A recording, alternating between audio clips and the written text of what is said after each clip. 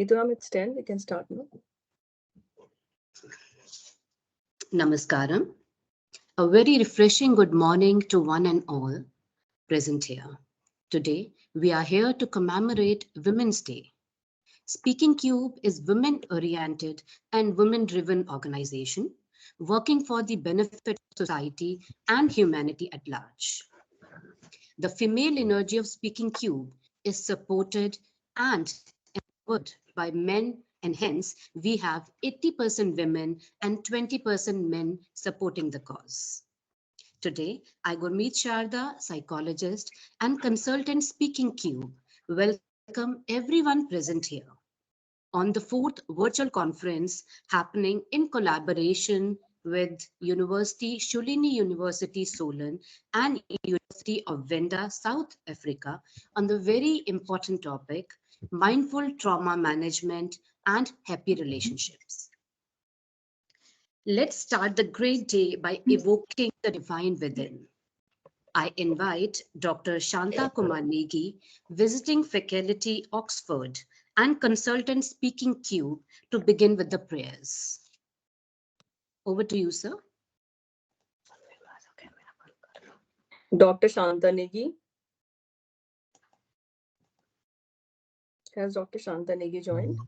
In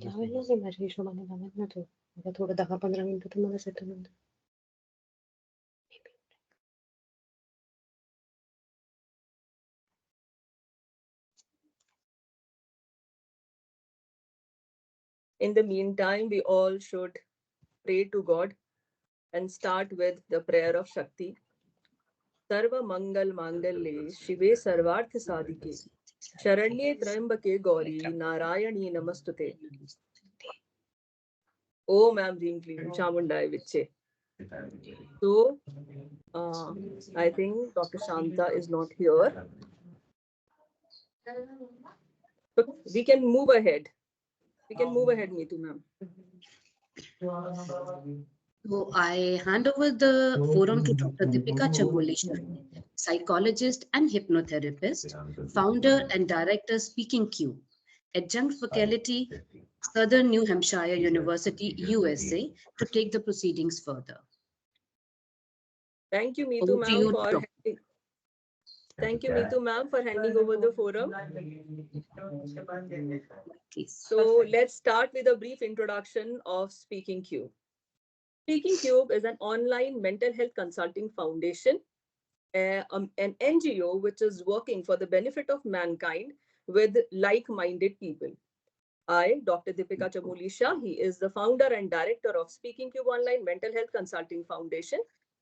And Speakingcube works under the advisory of Professor Dr. Rita Kumar, Senior Professor, IIPS Amity University, Noida. Colonel Retired Dr. Chetan Sharda, HOD Critical Care, and he has worked in Noon Hospital, and presently he is working in Yashoda Hospital in the capacity of medical specialist. Speakingcube Online Mental Health Consulting Foundation is an India-based company registered under Uttrakahand government. It is also registered in Niti Aayog and MSME. We founded Speakingcube in 2020 in the capacity of LLP and then transformed into Section 8 company looking for a bigger purpose. Speakingcube definitely has been working under the advisory of Dr. Rita Kumar and Dr. Chetan Sharda. The aim of Speakingcube is to be world-class promotive, preventive, and curative mental health service provider. Now, these are the objectives of Speakingcube: to enhance mental health at the global level through preventive and curative services, to spread awareness regarding the significance of mental health through promotive services, to promote academic and research activities through conference, webinars, seminars, and workshops, to cover mental health services from pregnancy till eternity, to make mental health services accessible to all through online mode. These are the verticals of Speakingcube.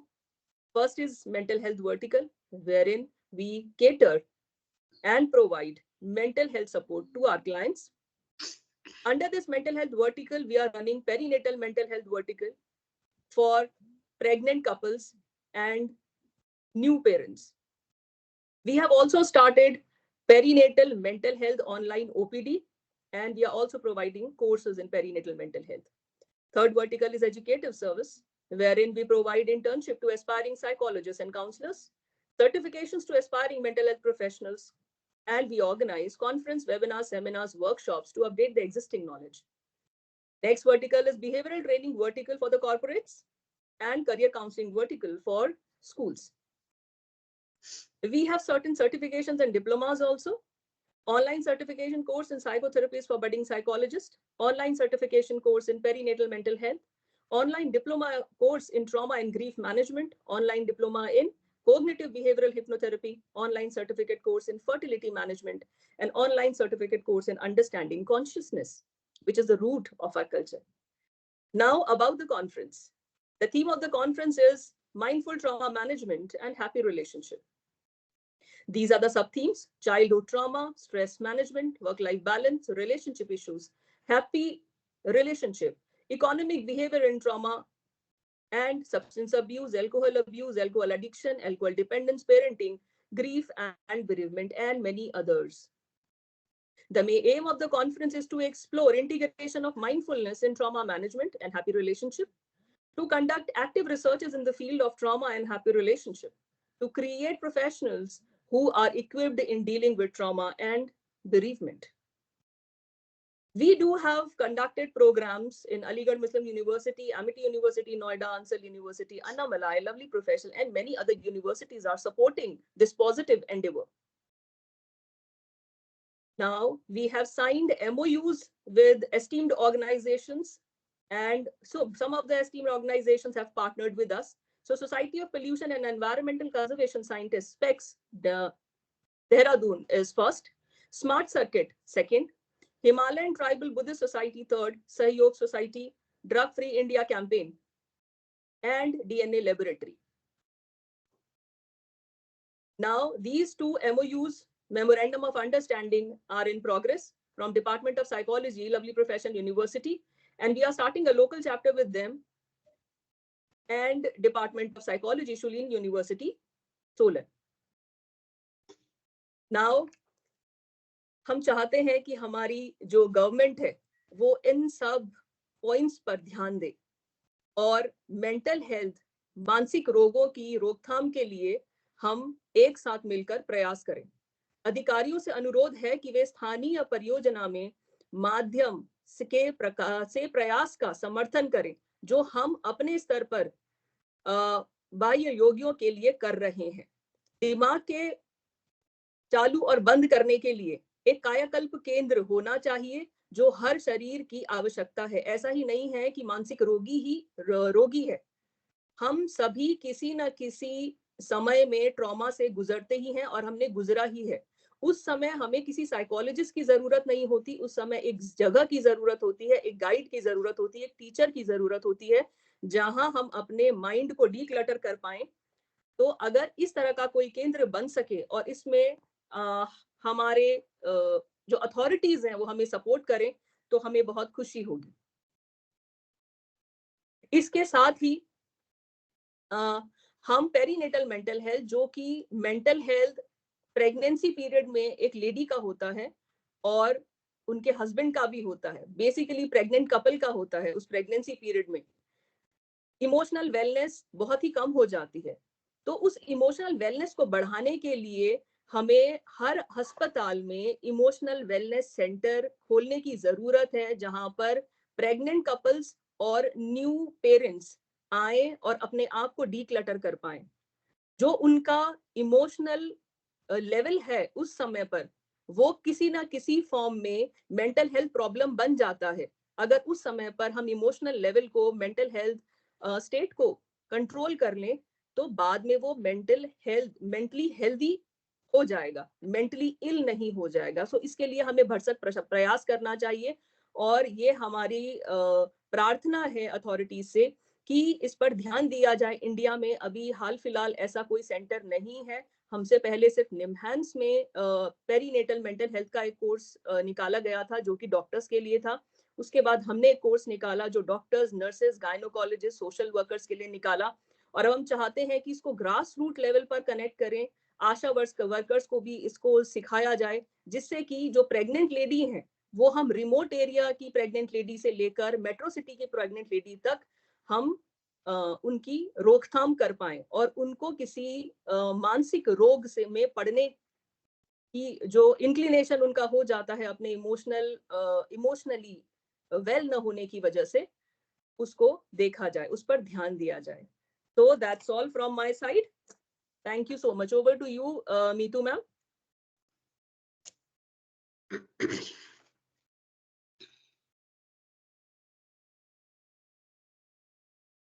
Now, I'll request Dr. Deepika to tell about Shri Ganesh Joshi ji, the State Cabinet Minister, Uttarakhand. It is so nice of Ganesh Joshi sir that he has accepted our invitation long back, 2 months ago. But then because of Achar Sanhita and because of the pressing issues, he is not able to make up to it, and he has sent a message. So I am reading the message being forwarded by Ganesh Joshi sir. मुझे यह जानकर अत्यंत प्रसन्नता हो रही है कि आपकी संस्था स्पीकिंग क्यूब सामाजिक संस्था एवं अन्य सहयोगी संस्थाओं द्वारा विगत कई वर्षों की भांति समाज हित में ड्रग अब्यूज, तलाक, मानसिक रोगों जैसे गंभीर विषयों पर जन चेतना का प्रचार प्रसार किया जा रहा है. इस वर्ष आपकी संस्था की मुख्य theme trauma and happy relationship विषय पर आधारित है, जो न केवल हमें परिवार में अपितु संसार में सामाजिक सामंजस्य स्थापित करने में महत्वपूर्ण भूमिका निभाती है. आपकी संस्था द्वारा ड्रग अब्यूज, जो कि एक भावनात्मक कमजोरी है, इससे समाज के प्रत्येक वर्ग को दूर किए जाने के प्रयास किया जा रहा है. नशा मुक्ति को अपनाकर हम स्वस्थ, सशक्त और समृद्ध समाज का निर्माण कर सकते हैं. मुझे आशा ही नहीं अपितु पूर्ण विश्वास है कि आपकी संस्था समाज में ड्रग अब्यूज, तलाक, मानसिक रोगों जैसे व्याधियों से समाज के प्रत्येक वर्ग को मुक्ति प्रदान करने में मील का पत्थर साबित होगी. मैं आपकी संस्था स्पीकिंग क्यूब तथा इनकी सहयोगी संस्थाओं को इस सराहनीय कार्य हेतु अपनी शुभकामनाएं प्रेषित करता हूं, मंगल कामनाओं सहित. Ganesh Joshi ji. So thank you, Ganesh sir. Over to you, Meetu ma'am. Now, I invite our patron, Dr. Anil Prakash Joshi, Padma Shri and Padma Bhushan awardee, Indian Green activist, founder HESCO. Speaking Cube is evolving and growing with his constant support. Over to you, Joshi sir. Sabko namaste and thank you very much for this invite, which is very often I'm with all of you. And मेरे को लगता है कि अलका बड़ी have been bringing all time issues which are very important for society, and that is how I can take that her contribution. And I again say that this one, the mindful trauma kind of issues are very important, and the happy relationship and its management. I think this is very contextual. If you look into अपने अपने में सबको झांक के देखें, we have been passing through one or other kind of a trauma. And if I do not say that trauma doesn't mean that shake you from bottom to the top, but some kind of trauma have been shaking us for one or other reason. And I always have been saying the reason is we have been thinking, and what we have in our subconscious level, that how much content we are. We are not content, and is the reason our expectations, ambitions are always with us, and when we do not meet them, we do not get them, we do not find anything which is related to our expectations, it hurts us, and that ultimately becomes something more intense in due time. So to me, it is in fact the way we are brought up is a very important, which I've been saying. I'm an environmentalist basically. I'd say that both social and physical environment play a very important role. If you look into, go back 1000 years back, a kind of life that we had, a very peaceful life, and there was no chance of being very ambitious. And of course, the level of expectation was limited up to what food, shelter, and kind of a thing we were limited with. And ever since we became more civilized and socialized, and many attractions, the glory, the lust, and many things that came along have been the basically the cause of that doesn't our efforts after even we do not meet them, and that becomes a part of so-called trauma. To me, the social life is of course in the new world is again full of it stresses. It is in between the family, within the husband wife, within the children and the mother father. And again, ultimately, if you look into the reason, you will definitely find that there are level of expectation father to the children from the father, husband, wife. That's all understanding. Unfortunately, we have not been able to develop, and that for one reason or other, it becomes stressful. And physically, I would say that the kind of physical environment we are living, that also is one factor which have been making you unrest and upsets. Take an example. Do you think the people living in Delhi and most of the urban areas, if you compare their lifestyle with the people living in the countryside, rural part of the world, and a very good ecology and environment, compare them. If you take only single factor to decide their happiness, so you'll find that, of course, the rural people are deprived of many things their counterparts are enjoying.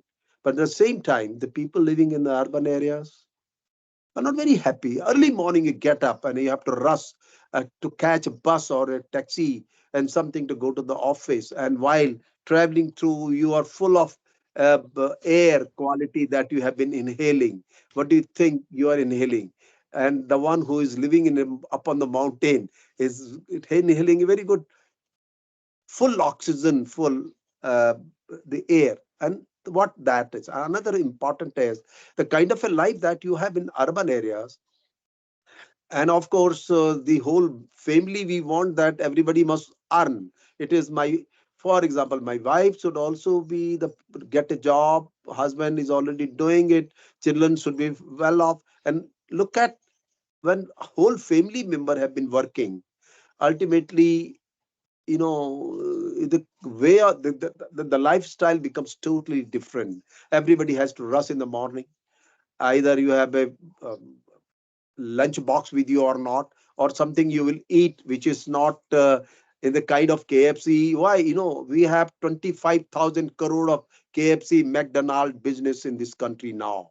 And you know how the world story is now. Kind of a food that we are taking, what do you think, is that not contributing to your so-called uh, peace? If you fall ill, how do you think, if you are full of money in your pocket and you have some problem, physical problem, what do you think? Can that keep you in peace?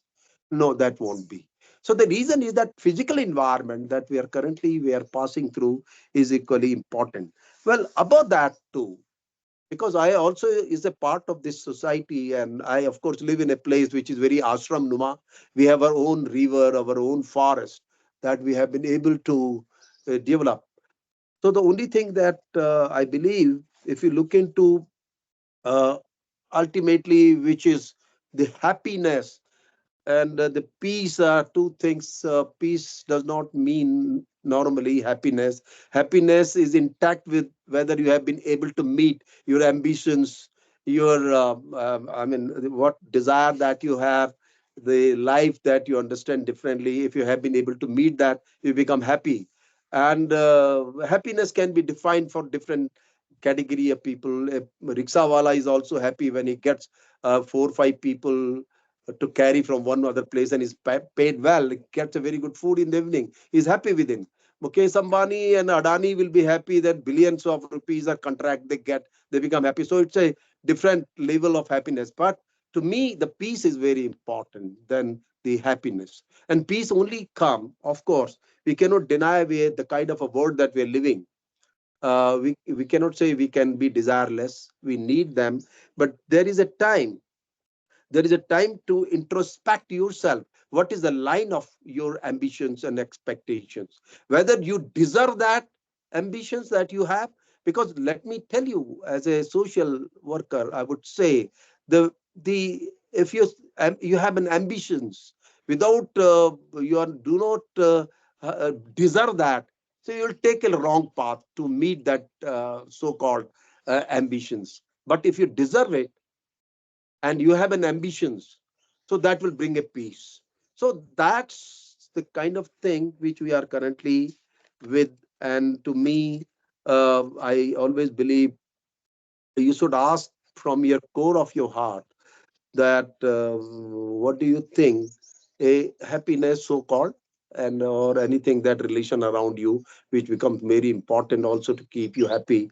So but the issue is, how do you think, how can you think that your relationship depends on others? Your exclusively your relation depends on you only. You cannot say that this man is bad and that is good. Again, I would repeat it, saying that if you're good, everything will be good around. If you're bad, you'll categorize between bad and the good. The one who's favoring you is a good, who doesn't is a bad. So in fact, as the introspection is that how can you say bad and good? It depends on you and you only. And that introspection is a very important, because if you find whole world good and everybody around you is good, so you'll be happy. If you don't find anybody not good with you, so you'll see, and you should ultimately will find a reason. If some person is not behaving well with you, if you look into and analyze deeply, you will find you are also responsible for his behavior. So to me, of course, these are something which are not practical, of course, because the kind of a world we are living.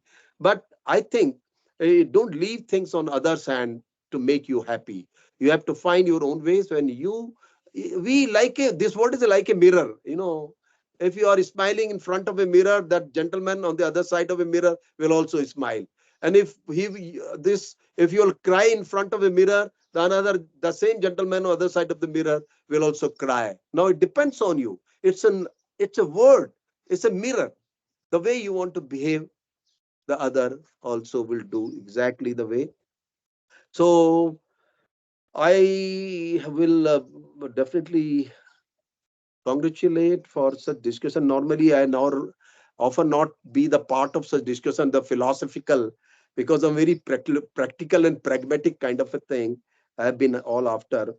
But the circumstances that you have around you that decides you are happy or peaceful or not. And those circumstances, of course, you are equally partner in creating that circumstance.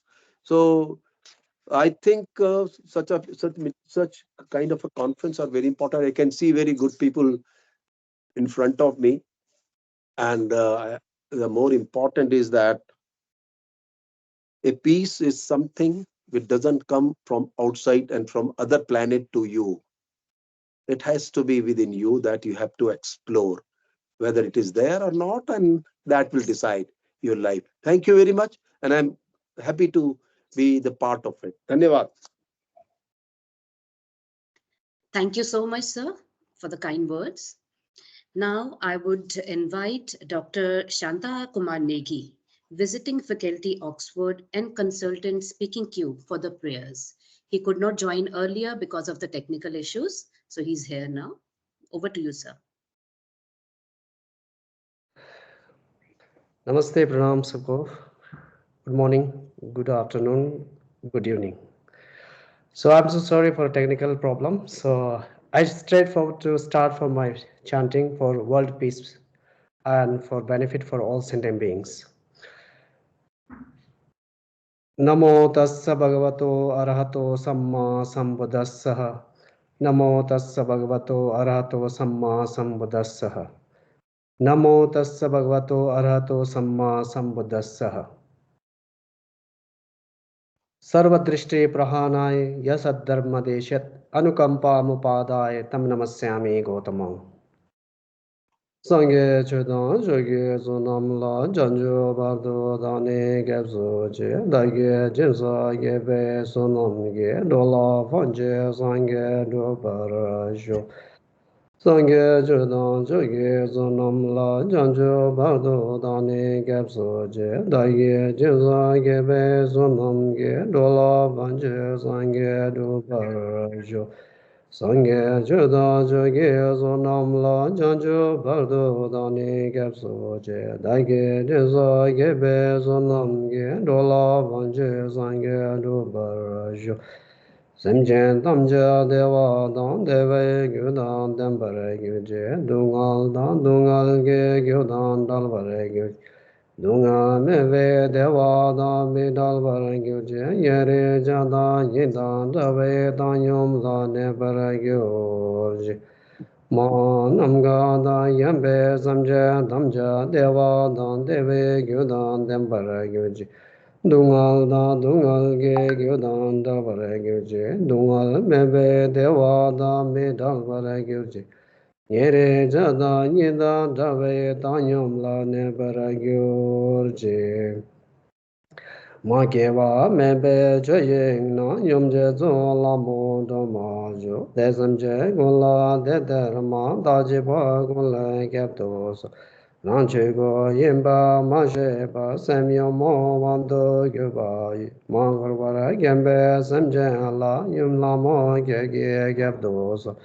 Chuyine gyula mage para tanya sige jedane duda ngembe luba la nyuyanda ge lama gyabdos dobara kawa range sem done gombara mi je para java ngembe yamba la nyumdembe lama gyabdos Semranju nyeme yeshe la nyeso zimbe bacha ge jedara jegyan jemba nam tu nyeme ge la me gep dos yanda ge non la ne je ge gyude ge tende mi je be sheje non la momba la yumjun gen ge la me gep dos Döda namge zanye chen tamja denda emenge dadu lome ganza la yumzo sange ge gabdu sol. Sarve bhavantu sukhina, sarve santu niramaya, sarve bhadrani pashyantu, mah kaschit dukh bhag bhavet. Sarva mangalam. Thank you. I'm not taking the time, so I think it is good for all sentiments, and I'm very happy to be a part of this. Thank you, and thank you. Thank you, Shantalamaji. May all the sentient beings be blessed with peace and happiness. Thank you for spreading such a positivity here. Now, I would request HR Speaking Cube Sneha to please take over.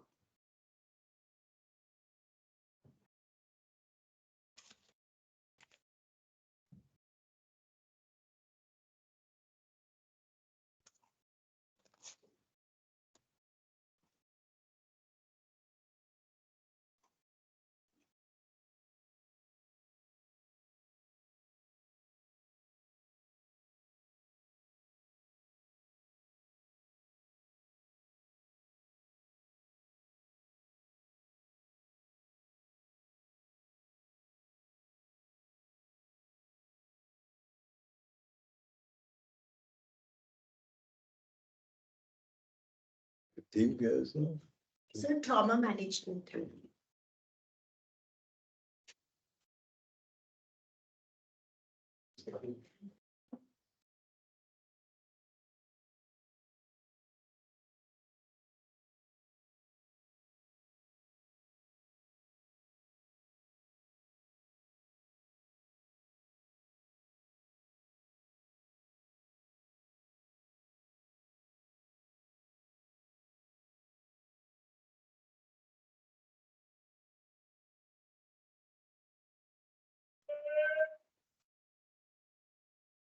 Over to you, Meetu ma'am.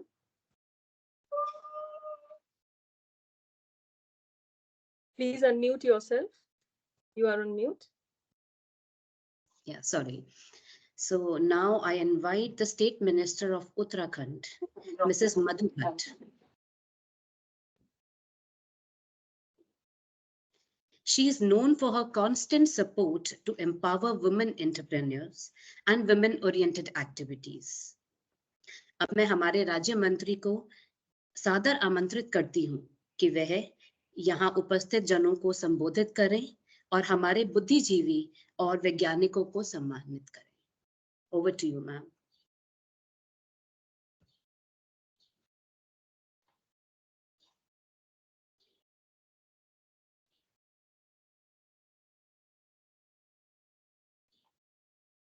Madhu ma'am, आपकी आवाज नहीं आ रही है.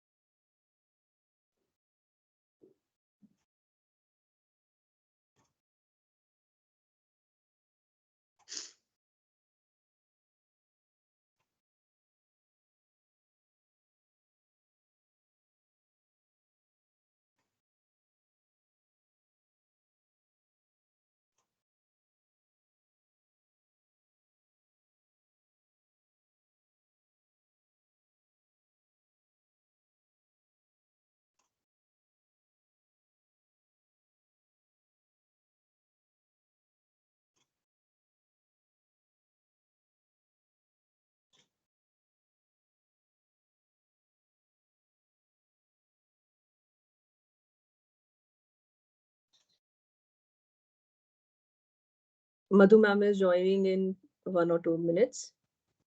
Please wait. In the meantime, Sneha, please keep the certificates ready. Yes, ma'am.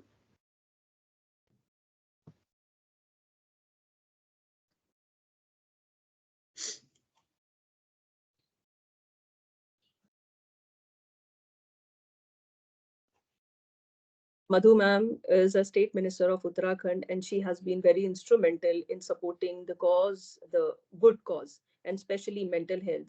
And I have also been awarded by Madhu ma'am in the field of mental health. She has supported women entrepreneurs, and not only that, she believes in equanimity.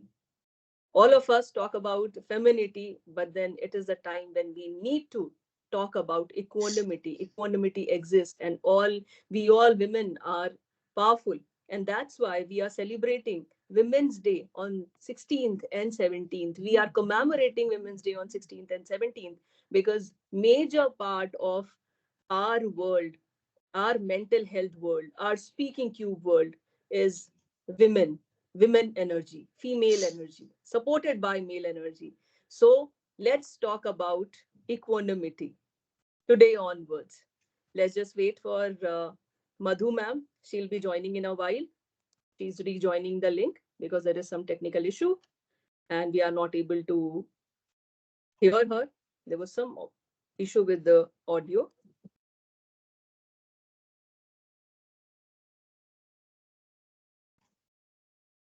In the meantime, Sneha. Yes, ma'am. Can you please flash the brochure? Yes, ma'am. Just a minute. The brochure with the partner page. This conference Yes, is being supported by Shoolini University, Solent, and University of Venda, South Africa. So we three organizations have been working for this particular online conference for months together, and now this is the shape that we have received, and it is the shape that we expected. And not only the three organizations, we have been supported by lovely professional university, Graphic Era University, Dehardaun, Uttrakahand Open University, DAV PG College, which is a college from Central University of Garhwal, and many other big organizations like HESCO. HESCO is the organization of Dr. Anil Prakash Joshi ji. And the words of Dr. Anil Prakash Joshi ji, who's a Padma Shri and Padma Bhushan and a pioneer in the field of environment. He's also known as green activist at the global level. So it's his organization, and the HESCO is also supporting us. SPECS NGO, which is an NGO of scientists and believes in innovation, is supporting this good cause, although they are not from the field of mental health, but they are supporting mental health. So we psychologists are being supported by so many organizations. Apart from HESCO and SPECS, we have PSYFI Solutions. We have RM Group of Institutions, Ekagrata Studio, Silent Door, and many other organizations like Sahyog Society, Himalayan Buddhist Tribal Society, Aradhya Foundation. Smart Circuit. Smart Circuit is already a Limca Book of Record holder. DNA Laboratory, one of the biggest laboratory of Uttrakahand, and did a wonderful job during COVID-19. We have Red Shine Publications, that is IJIP as one of our knowledge partner.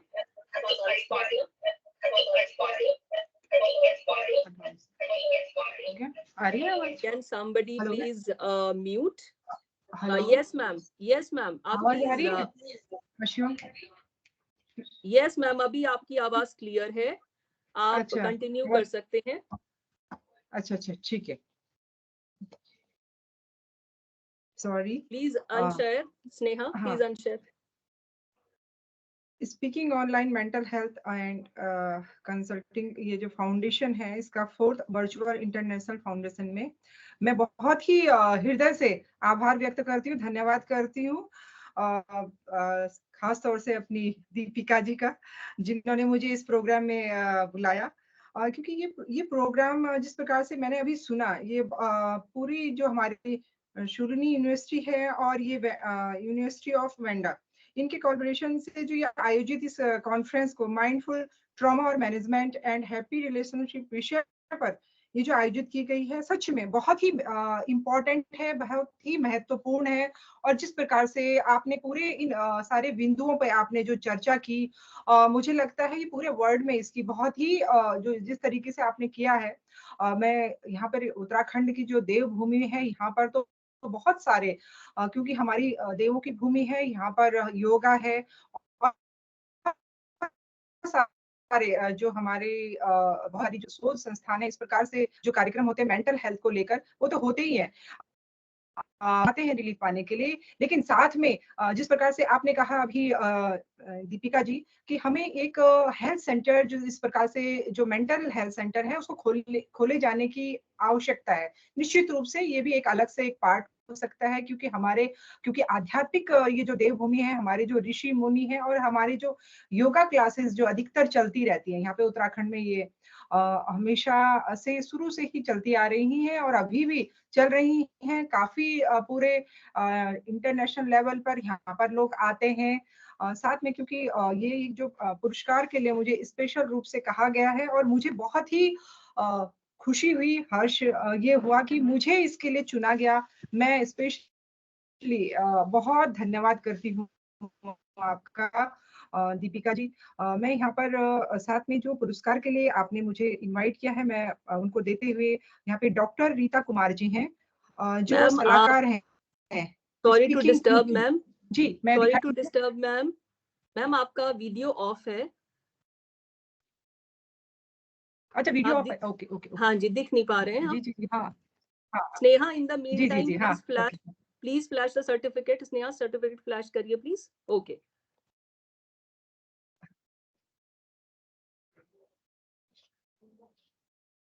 आवाज बिल्कुल clear है ma'am, but video off आ रहा है। हाँ हाँ, ये है डॉक्टर रीता कुमार जी। ये हैं आपकी महिला उद्यमियों का समर्थन करने वाले। ये मानसिक स्वास्थ्य स्टार्टअप का मार्गदर्शन करने के लिए इनको ये उत्कृष्ट पुरस्कार दिया जाता है। बहुत बहुत बधाई, कॉन्ग्रेचुलेशन रीता कुमार जी।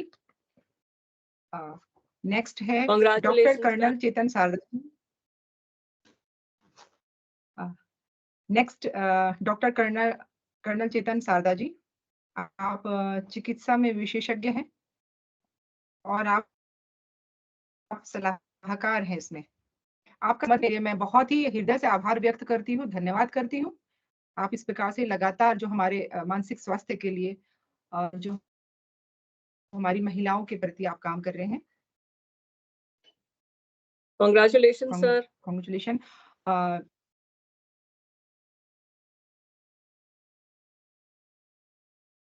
डॉक्टर और आप संस्थापक हैं RM group of institute Sitapur UP से। आप भी महिलाओं के स्वास्थ्य के लिए बहुत अच्छा काम कर रही हैं।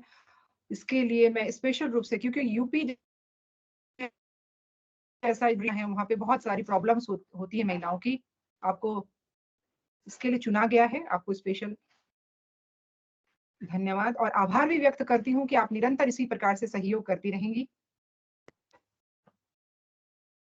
Congratulations, ma'am. पुरस्कार है डॉक्टर नील कोबरिन जी को जाता है। ये संस्थापक हैं एकेडमी ऑफ माइंडफुल साइकोलॉजी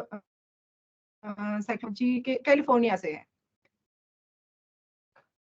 आपने अंतर्राष्ट्रीय स्तर पर महिला उद्यमियों का समर्थन किया है और साथ में आप जैसे जो मेंटल हेल्थ को लेकर आप उनके लिए लगातार काम कर रहे हैं।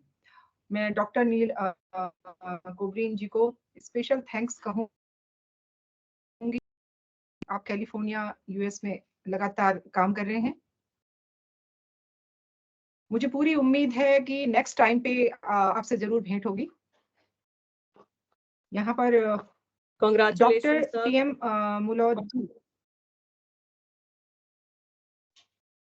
डॉक्टर टीएम मुलौद जी हैं, मनोवैज्ञानिक हैं, कार्यवाहक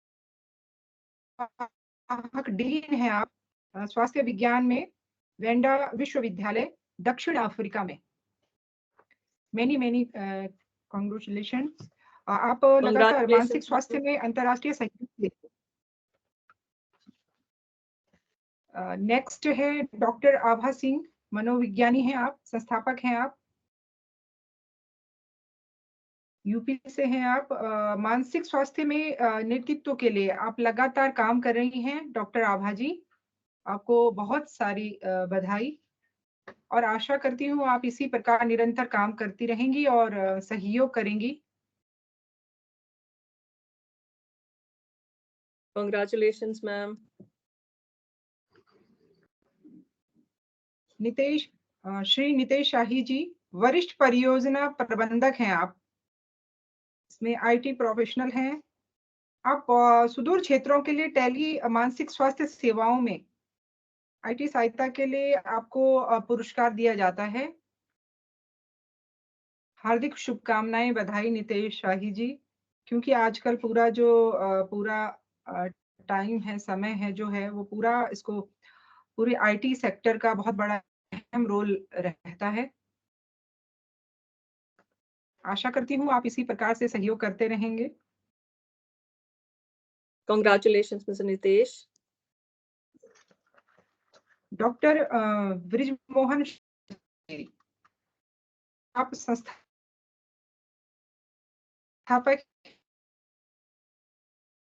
स्पेक्स के देहरादून में और बहुत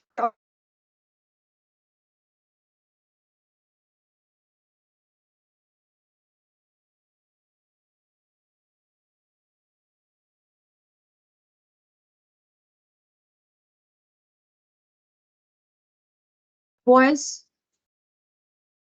audio, I think audio is not there. Ma'am आपकी आवाज थोड़ा ब्रेक हो रही है।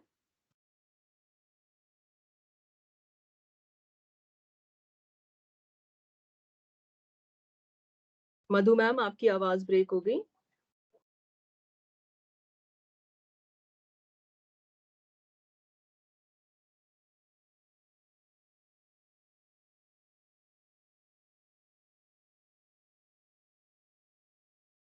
मधु ma'am actually is in a remote area and वहाँ नेटवर्क का बहुत इशू है, but still it is so nice of her that she has supported the good hello. Cause. Yes ma'am, Madhu ma'am अब आपकी आवाज अब आई है। जी हाँ जी, हाँ, ठीक है। अब है डॉक्टर शालिनी शर्मा जी हैं, सलाहकार हैं आप, अर्थशास्त्री हैं। साइको इकोनॉमिक्स के लिए आपको पुरस्कार दिया जाता है। बहुत ही अच्छा काम कर रही हैं आप डॉक्टर शालिनी शर्मा जी, और साथ में क्योंकि आप सलाहकार हैं, निश्चित रूप से आने वाले समय में भी आपकी सलाह ली जाएगी। Congratulations ma'am. Doctor Nidhi Verma जी हैं, आप भी लगातार मनोविज्ञान में शोध कर रही हैं, इसके लिए आपको पुरस्कार दिया जाता है, doctor Nidhi Verma ji. Congratulations ma'am. Thank you, ma'am. Thank you so much, Madhu ma'am. Thank you so much, doctor Deepika. आप सबका प्रोत्साहन से मैं और भी कोशिश करूंगी। Thank you. बिल्कुल, निश्चित रूप से आगे भी आपसे सहयोग लेंगे। यहाँ पर डॉक्टर अनीता चौहान जी हैं, मनोविज्ञानी हैं आप, और आप भी शोध कर रही हैं। इसके लिए आपको, क्योंकि आप यूनिवर्सिटी सोलन से हैं, शूलिनी यूनिवर्सिटी सोलन में, आपको हार्दिक बधाई, शुभकामनाएं, doctor Anita Chauhan ji. Congratulations ma'am. Thank you, ma'am. Thank you, Madhu ma'am. Thank you, Deepika ma'am. Thank you so much. हाँ, आप सोलन में आएंगे बिल्कुल तब। हाँ, बिल्कुल। आप इसमें आप इतना अच्छा काम कर रही हैं, बहुत ही बढ़िया। साथ अभी डॉक्टर आराधना शुक्ला जी, ये भी आप मनोवैज्ञानिक पूर्व डीन हैं आप, आर्ट्स कुमाऊं विश्वविद्यालय से। मानसिक स्वास्थ्य में आप लगातार काम कर रही हैं, आपको इसके लिए पुरस्कार दिया जाता है, doctor Aradhana Shukla. Congratulations ma'am. Thank you ma'am, thank you very much. मेरा सौभाग्य कि मैं आप लोगों के दर्शन कर रही हूँ। मैं आप लोगों के सहयोग से आगे भी ये सारे कार्य करती रहूंगी। सादर धन्यवाद मैडम, बिल्कुल, एंड सादर धन्यवाद to Deepika ji and the team. क्योंकि कुछ टेक्निकल, दीपिका जी और आप सभी को, जितने अवार्डी हैं, सबको बहुत ढेर सारी बधाई, शुभकामनाएं, क्योंकि थोड़ा सा टेक्निकल इशू आ गए थे इसमें, तो शायद थोड़ा सा इसमें डिस्टरबेंस हुआ, लेकिन सच में दीपिका मैम जी, एक बजा है, आपने जो ये प्रयास किया है, बहुत अच्छा ये आपका एक बज गया है मैम। मैम शायद मेरी आवाज नहीं आ रही है आपको। कौन बचे हैं? मधुरिमा प्रधान मैम, आई थिंक वो ब्रेक हो गई थी आवाज आपकी। मधुरिमा प्रधान मैम। अच्छा, स्नेहा प्लीज फ्लैश। हाँ जी, हाँ जी, हाँ जी। हाँ, डॉक्टर मधुरिमा प्रधान जी, आप संस्थापक हैं हैप्पीनेस लैब, लखनऊ विश्वविद्यालय से। आपको ढेर बहुत सारी शुभकामनाएं। स्नेहा फ्लैश करो सर्टिफिकेट।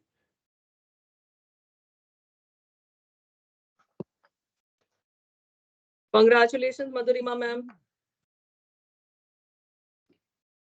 Over to you. आवाज आ रही है मधुरिमा जी को? हाँ जी मैम, आप क्लियर हैं अभी। हाँ, डॉक्टर मधुरिमा जी, बहुत ढेर सारी बधाई, और आप इसी प्रकार से हैप्पीनेस करती रहेंगी, हमें पूरी उम्मीद है। निश्चित रूप से जब हमारा दूसरा फंक्शन होगा, हम आपस में एक साथ मिलकर इस प्रोग्राम को ऑर्गेनाइज करेंगे। हम सब लोग इसकी क्योंकि उत्तराखंड में मैं दीपिका जी आपसे अनुरोध करूंगी कि इस प्रोग्राम को आप कुछ, जब भी हमारी, क्योंकि आचार संहिता लगने ही वाली है, उसके बाद हम लोग इसको प्रोग्राम को सब लोग बैठ के इंटरनेशनल लेवल पे और नेशनल लेवल पे इस प्रोग्राम को करेंगे। और क्योंकि देखिए, बहुत आवश्यक है आज के इस समय में, जब सब बहुत व्यस्त हो गए हैं अपने अपने उसमें कार्यों में, लेकिन हमें समय नहीं मिलता है हैप्पीनेस को लेकर, और जो मानसिक स्वास्थ्य को लेकर, हम उस विषय को लेकर बात भी नहीं करना चाहते। कई बार ऐसा होता है कि बताते भी नहीं है परिवारों में किस तरह की समस्याएं हैं, जूझ रहे हैं, बच्चे जूझ रहे हैं, पेरेंट्स जूझ रहे हैं, कई बार बुजुर्ग होते हैं, उन बुजुर्गों की हेल्थ को लेकर, क्योंकि देखिए बहुत सारे इशू हैं, फिजिकल तो होते ही हैं लेकिन मेंटली बहुत सारे इशू हैं, उनको लेकर समय समय पर अगर हम इस प्रकार के प्रोग्राम, इस प्रकार के जो हमारे समाज में जो प्रोग्राम होते रहेंगे तो मुझे लगता है अवेयरनेस भी आएगी।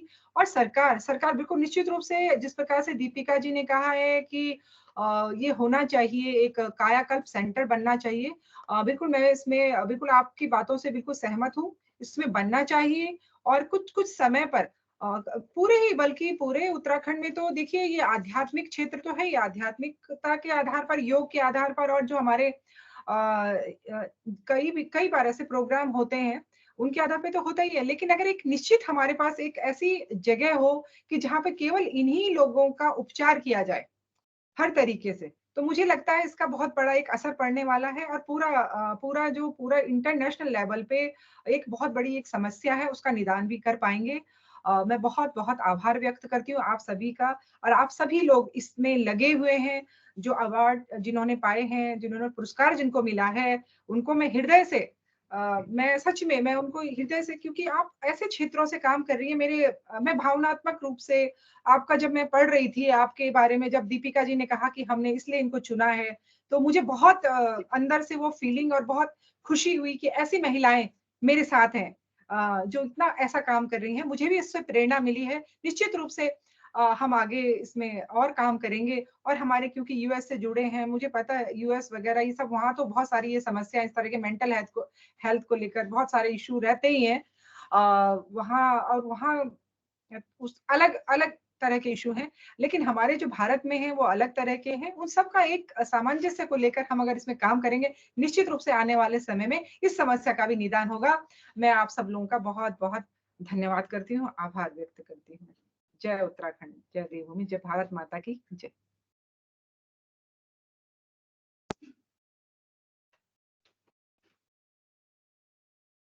आज्ञा है Deepika ji.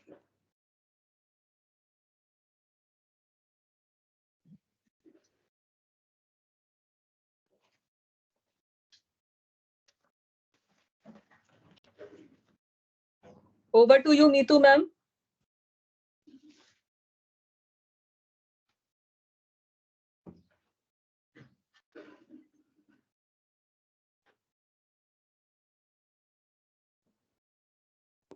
Neetu Hello, ma'am. can you hear me?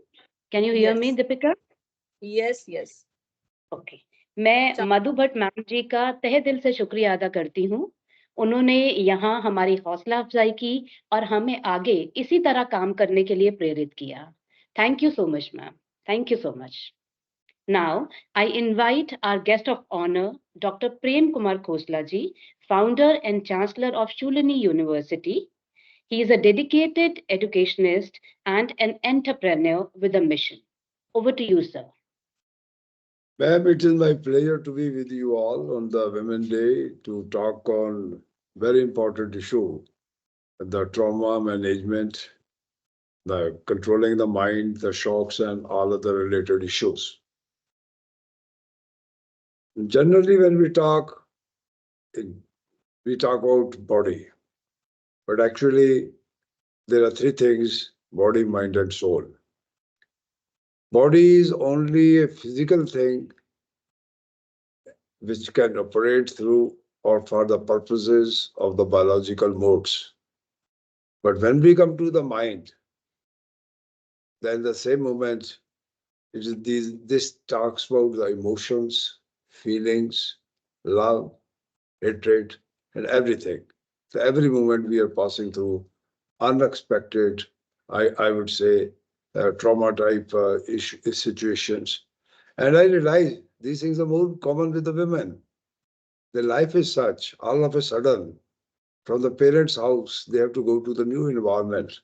New environment is totally alien to the woman, and she is supposed to adjust. She has no say in the initial stages. So, as a consequence of which, I realized that many of the women enter into silence, into trauma, into shock, this type of thing. So the life, of course, is adjustment. The course is, I would say, my own experience tells me, till now I'm 84. till the age of 52, I was not knowing what is this trauma and what is this mind or soul, other things. All of a sudden, I got the chance to read the book, a book named Autobiography of the Yogi by Paramahansa Yogananda. When I read that book, then I immediately thought, my God, there is that knowledge also. I am a biologist. I was always involved in my publication of the papers, this, that, career-minded teaching and research publications. So my whole life changed. I thought I must explore the field of spirituality, the field of yoga, the field of meditation. And then immediately it came to, I was told that everything is linked to the mind. Everything is within you.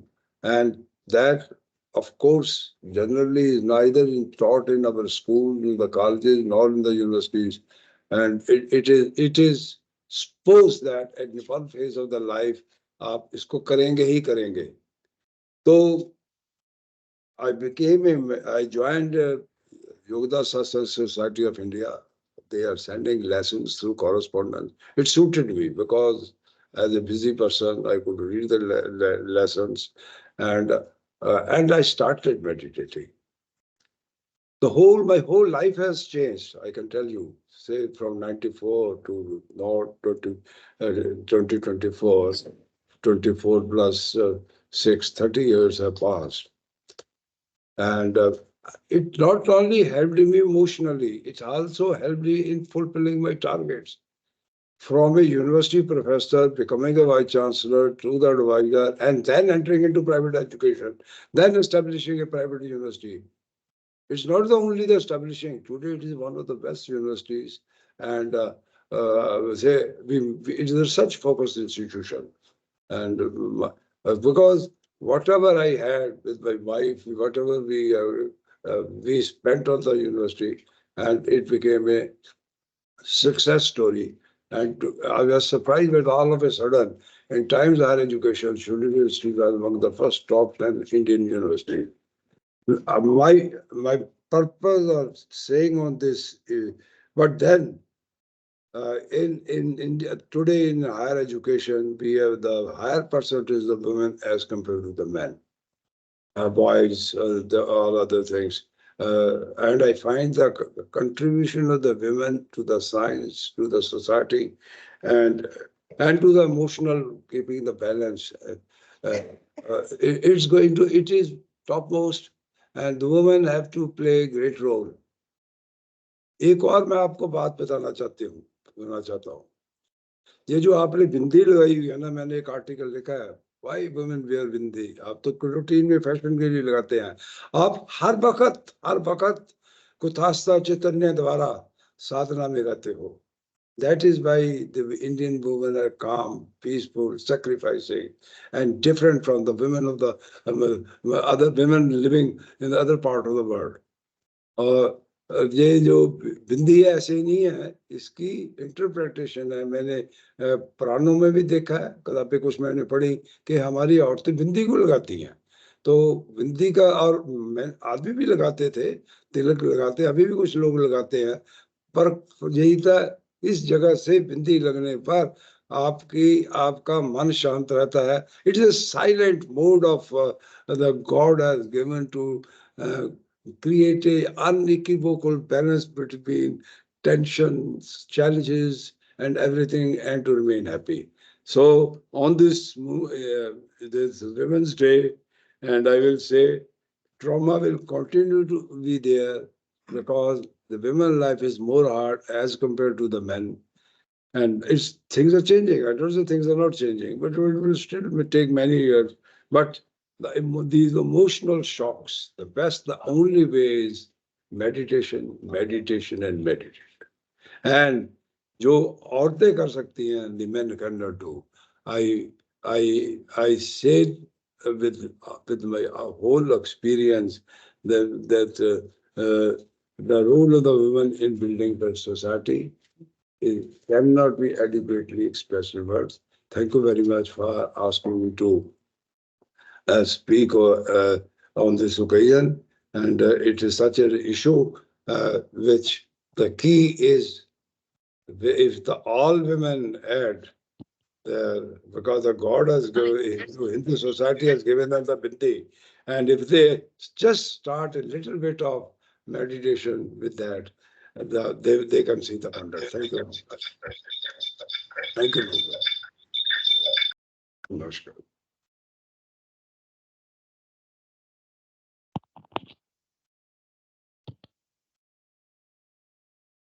Thank you so much, sir. Thank you so much. Thank you. Thank you. Now, I would like to invite Dr. Chetan Sharda, MD Internal Medicine, advisor and chairperson, Speakingcube, to share his thoughts on spiritual aspect of trauma medicine. He is a physician at Yesoda Hospital, Gaza. Over to you, Dr. Chetan. Good morning, everyone. I am so sorry that I joined at the very last moment, so I've not been able to know the details of what the speakers have said earlier. I hope at the cost of repeating, I don't bore you. But the fact of the matter is that the relevance of the topic cannot be underestimated. And I'm so glad, and I thank all the members of our, Speakingcube, who have made it their life's journey to at least empower all of you who have joined with us with these topics that go a long way in your professional life as well as in your personal life. You have to be convinced about them so as to be associated with us. And remember, mindfulness has been at the very basis of all our endeavors in the past and will remain so in the coming future. And it is also not to be underestimated.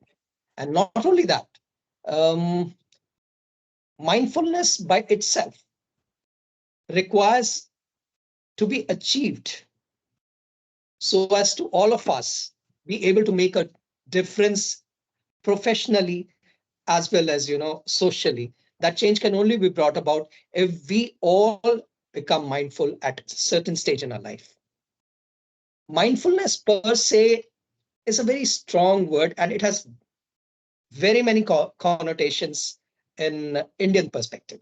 So it's very important for us to not shed what has been said about mindfulness by the East, West, North, South, but also what has been said by us. Because we as a society and as a civilization are at the center of the concept of mindfulness. The concept of mindfulness per se has evolved over, it has evolved over a period of many generations, millennia, and thousands of years of this civilization setting in. Without us even realizing it, mindfulness has been a part of us in our genes. Generally speaking, most of us are like that. It is only a journey of, a self journey just to recognize how mindful we are. Mindfulness as a concept has been a part of many of the darshanas of the Indian society.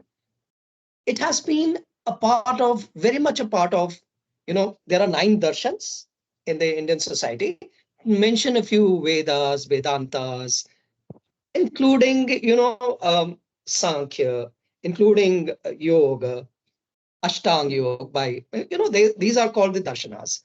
But over a period of time, mindfulness has also become a part of many of the panthas that came into Indian existence, such as, the Bauddhas, the Jains, the Sikh community.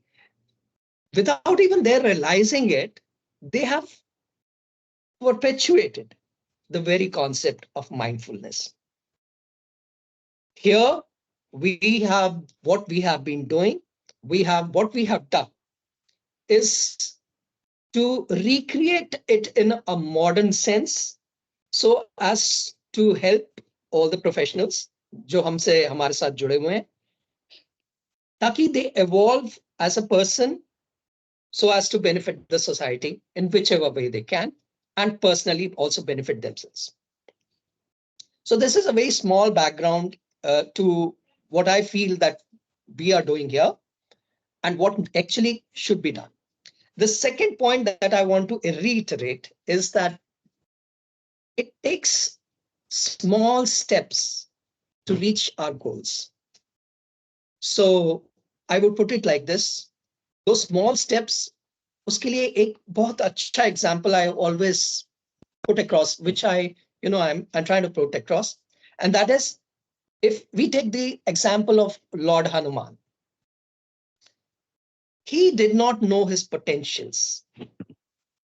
So he took small steps along the way, wherein he realized his potential subsequently, and then he took the big leap. It was not a leap of faith. You see, we sometimes, because of words, we get confused. Lord Hanuman's leap, the first leap that he took to reach Lanka, was not a leap of faith. It was a leap after understanding his potentials that he took his leap. Here, our aim is the same. There is no leap of faith. You will have to learn along the way, mindfulness, apply it, learn the potentials within you, and then take that leap. So right now you're taking those small steps, and those steps have been well aligned in your curriculum. The other thing that is the last thing that I would like to say, because time is very short, I can go on and on and on. That not being the aim. The third most important thing that we are discussing is the spiritual aspect of trauma and happy relations. Now, just to emphasize that life has three different levels of understanding. Just to simplify, the one level that we call is bhautik, that is the materialistic. The second is daivik. So daivik is a divine kind of thing. So anything can be divine. So you need to understand that divinity does not just imply that you see a God in front of you, that is divinity. No, divinity is a human characteristic. Remember that. So when we say there is a divine within you, we mean it. But divinity does not mean spirituality. So the third level of understanding of life, or for that matter, anything that is happening in this world, is adhyatmic. So the word for adhyatmic equivalent to it is called spirituality. So but spirituality does not really define as a word, does not define or is equivalent to adhyatmic. So coming back to the 3 points, bhautik, daivik, and adhyatmic. This has been explained in various different ways and in our darshanas. In fact, even Western darshan, agar hum maan le ki the other religions also have some aspect of these three within them. I don't know them, so I am not in a condition to describe it. But the fact of the matter is that yes, in my experience, these are the three levels in which we can explain everything. So my insistence is that you have to realize, once you have reached from somebody who's getting educated to the one who has reached a level of knowing and has gone up to becoming a guru, which you will, all of you will, and by God's grace, you have taken that onus and that journey. I feel that you need to understand life, psychology, human psychology. Otherwise, also every event that happens can be broken into three aspects. So it could be, bhautik, it could be divine or daivik, or it could be adhyatmic. I'm very sure that all of you do know, lots of you people know that. Remember that it applies to everything in this world. So the problems also are at 3 levels. The problems at 3 levels are bhautik. The same problem can be discussed at level of adhyatmik. And the third, of course, as I said, daivik. So the problems are 3 kinds: adi bhautik, adi daivik, adhyatmik. So adhyatma itself is associated with certain problems that can crop up because of adhyatma. This is how it has been described in all our shastras, and this has also been my experience also in life, which you subsequently, if you start thinking like this, you will see the light of the day, and you can discuss these problems with your patients in these lights also. So if you're able to, if you want a 360 view of your people whom you interact with, then you have to study them in these 3 levels. It will be easier for you. So I will stick only to the spiritual aspects. Any relationship, any traumatic events, any relationships that I come across, because it is very common in my clinical practice, wherein I find that people have pain as their symptom, but that pain sometimes can be, aggravated by mind, which is, kind of a Daivik intervention, which is causing that pain, and then the adhyatmic solution to it also. So there could be problems at all 3 levels. And I have found that if I try and speak to them on these 3 levels, one, my professional understanding of their problems is better, their communication to me is better, and the outcome is at its maximum output, optimum, once I do not neglect the adhyatmic part of it, because every individual has a spiritual nature which needs to be assessed by all of us and address that issue, because somehow adhyatma is actually the middle. It's the balance between bhautik and divinity, right? So Daivik and bhautik, once they have balanced out, what comes out is spirituality. So it's a beautiful combination of these two, which gives rise to spirituality. And that is where spirituality aspect of every kind, every event, every person needs to be addressed. Once you do not address that, the balance will never come about. Your people whom you want to address their problems will never happen. So I will stick to this at this moment in time. I would not like to go deeper into it, just trying to touch upon the fact that miss out the spirituality, you miss out, it is like this. You can look at the jungle or you can look at the tree, but when you have reached a certain stage in life, you have to look at the jungle, you have to look at the tree also. So don't miss that out. Tree is that small little thing right in the corner, which is always neglected, and the individuals do not perform better. So anybody who's performing well as a professional has done it because he understands the spiritual part of it or the adhyatmic part of it. So with these words, I would like to stop here at the moment. And again, I would wish to, say sorry for me joining a little late. And I wish all the best for each and every one of you on the path of, basically, remember that the intent should be self-realization.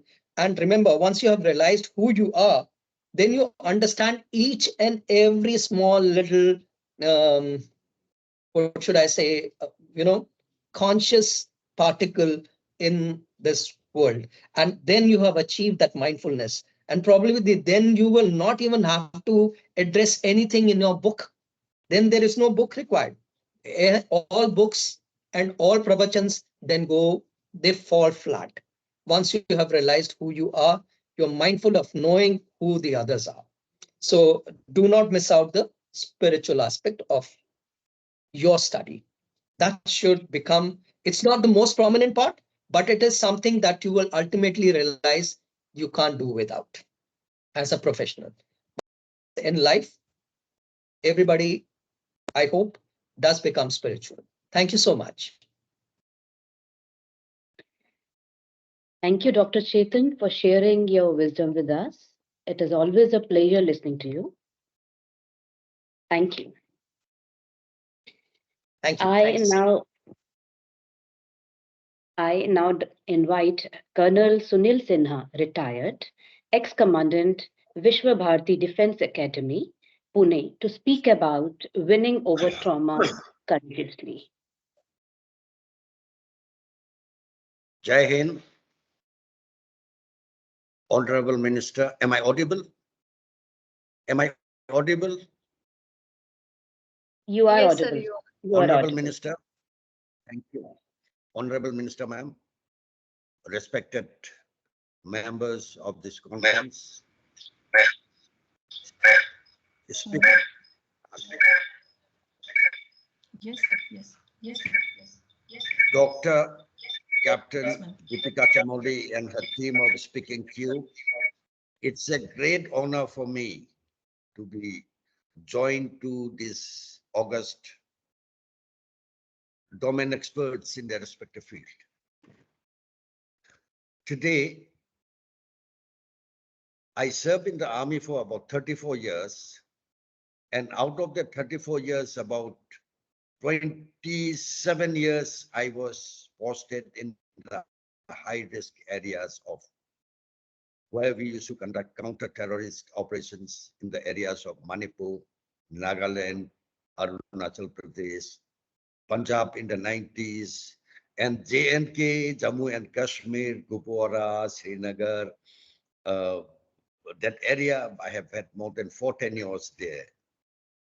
In spite of serving in these high-risk areas and having undertaken 3 high-risk missions across the international boundary and the line of control, something I have been practicing right from my childhood has kept me away from trauma. That is exactly what I want to share today. My real life experience, that's what I'm going to share today. I may be grossly wrong from the perspective of scriptures and learned theorems and hypotheses, but what has held me true for me on the ground, which has also helped me sail through I commanded 2 battalions, infantry battalion and Assam Rifle battalion, and what I have practiced has also helped them. My little understanding of life is the existence of the cosmos is based on the universal laws of creation, maintenance, and regeneration. The humans are also part of this existence. We have to be governed by these universal laws of, name a few, the laws of duality. If there is a starting, there will be a finish. If there is light, there will be a darkness. If there is happiness, there will be sadness. The laws of the cause and effect. Anything that happens will have a side effect. But the nature has its own way of balancing things, which we human cannot do. In the laws of nature, everything that living or non-living things, they follow the law of nature. Unfortunate, we the human beings are the only one who do not follow the laws of nature. We have used our intellect to invent our own laws of existence to the extent that we have forgotten how to live our life. Sri Ravi Kumar has to come out with the art of living to teach us how to live. We do not know how to live. We do not know how to breathe. Baba Ramdev has to teach us how to breathe, pranayam. Which the animals, they do it naturally. It's a very unfortunate part. We humans have used our intelligence, intellect, our knowledge to do things against the nature. In the process, we have moved away from the nature. And this is causing disharmony in our own life. It is something like going against the traffic. If you go with the traffic, you reach your destination happily. Tag along with the traffic, move in a particular direction. But if we go against the traffic, every single step there will be a challan put on our face. And that is what we have done. I thank Chancellor who spoke about the woman, and today the mankind survives on the Nari Shakti. I was taking a corporate training of ABB in Bangalore 2019 on leadership. The front 3 rows were all filled with leadership. I started my speech by saying, the women are the greatest leaders.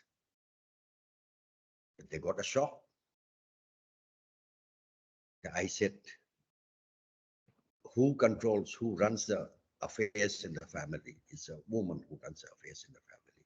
I met one of the women, a young middle-aged woman, get up, and I said, how long it takes you travel to reach your home? She told me, sir, 3 hours. So you are supposed to be in the office by 10 o'clock. So you leave your house by 7 o'clock. Do you have a child? Sir, yes, I have a child, 6 months old. Who takes care of the child? My mother-in-law. She said, does the child get up and say bye to you when you leave your home? She told me, sir, my child sleeps when I leave my home. What time you reach back home? She says 10 o'clock. She is there to welcome you. The child is there to welcome you. She says, no, sir, by the time I reach home, the child is sleeping. I asked her, you as a mother, and for her, she doesn't recognize you. Why I bring out this point here is the topic of mindfulness or spirituality has to be taught to our children. What is mindfulness? To my understanding is remaining connected to the laws, universal laws, which should govern all our actions. It is called mindfulness. Spirituality is a simple thing following the universal laws of existence, the creation, the maintenance, and the regeneration, which is applicable to the human life also.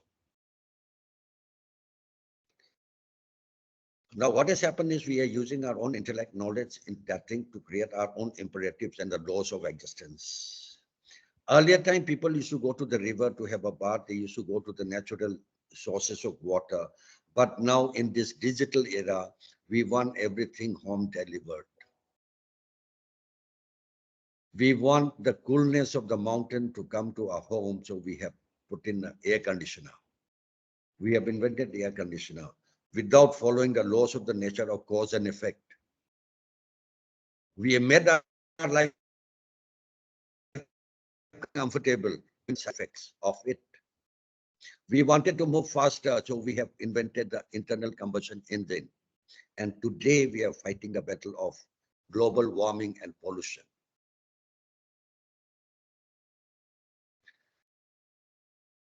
I think it is high time for us to remain very close to the nature, follow the principle of universal existence.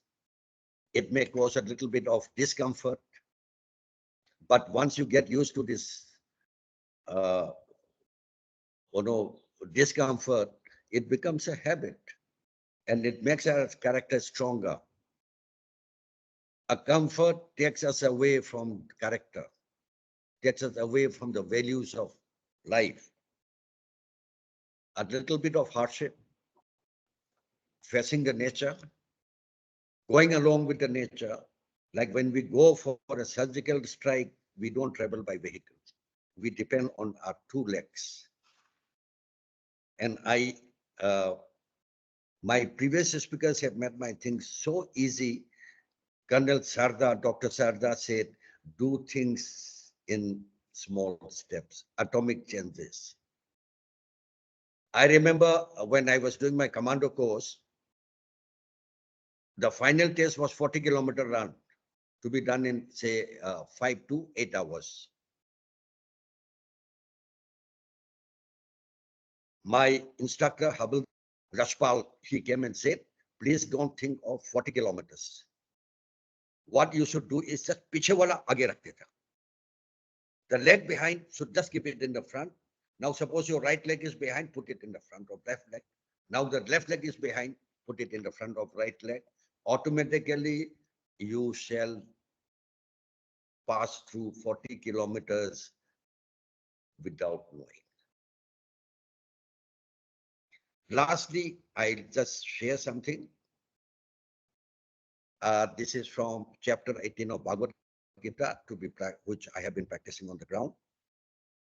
What is to happen will happen. And what happens, it happens for good. One has to, if we follow the laws, universal laws, any happening, any situation does not affect you.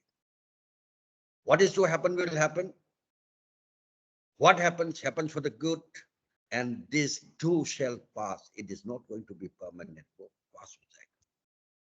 And how to survive the trauma is, I am nothing, I am everything, and I conquer by being inclusive.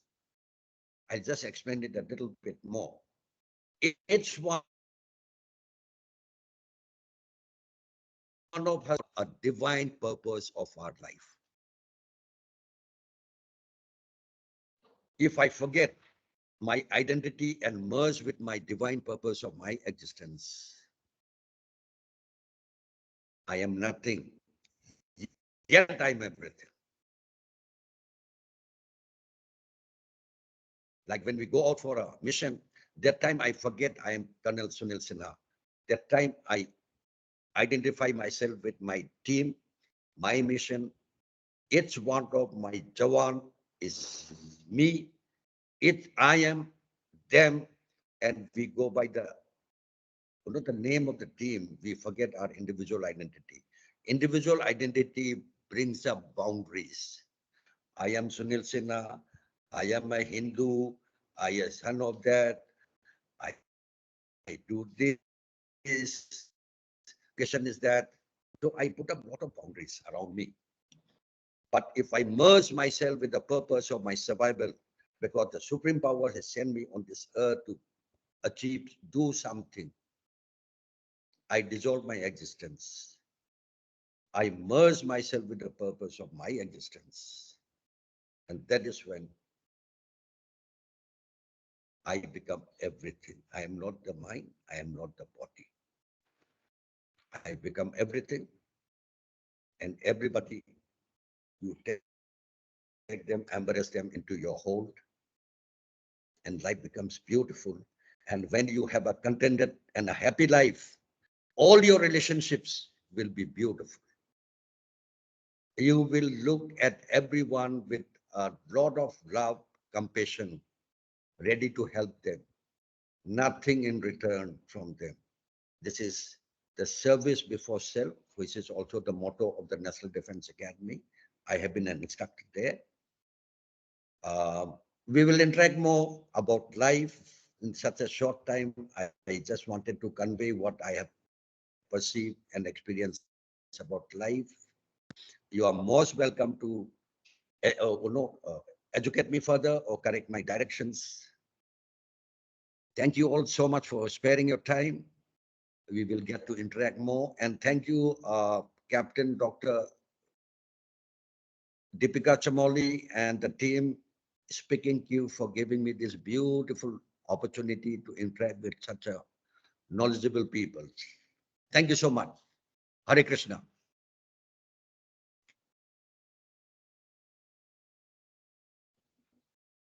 Over to you, Neetu ma'am. Thank you so much, sir. Yeah. Thank you so much, Colonel Sinha, for being here with us on this forum and guiding us through. Thank you.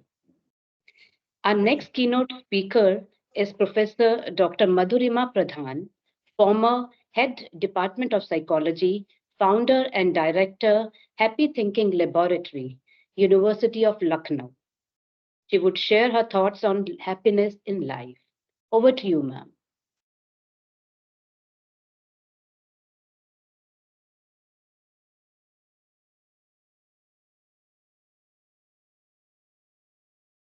Madhurima ma'am.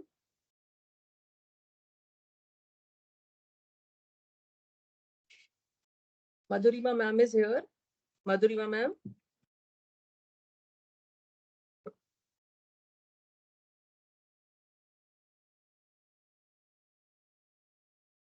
Yes. Ma'am is here with us. Ma'am, please unmute. Please unmute, ma'am. You are on mute.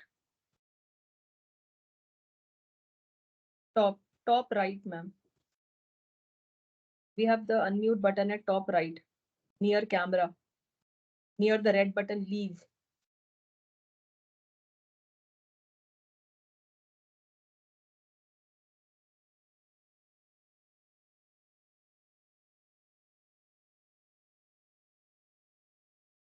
ऊपर right side पर button है ma'am, leave का button, उसके adjacent ही mic का button है.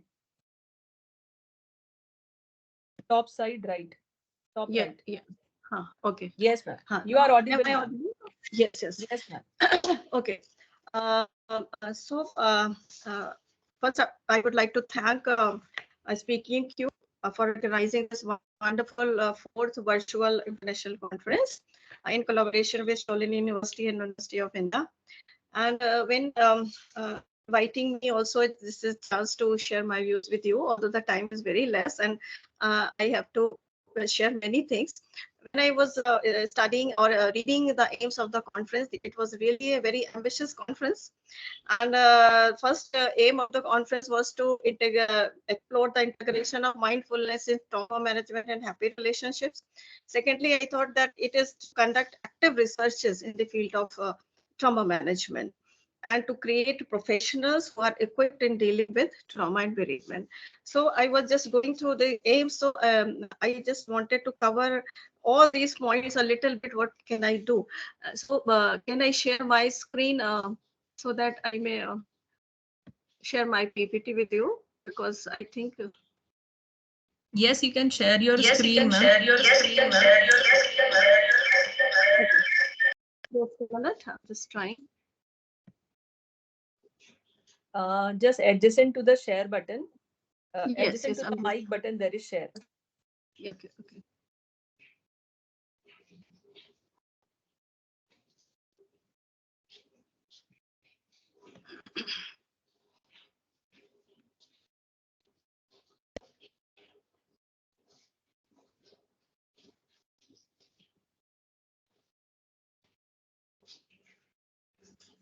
Click share and then window.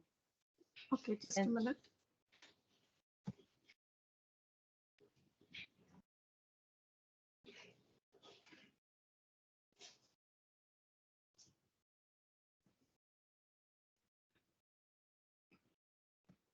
Is my screen visible?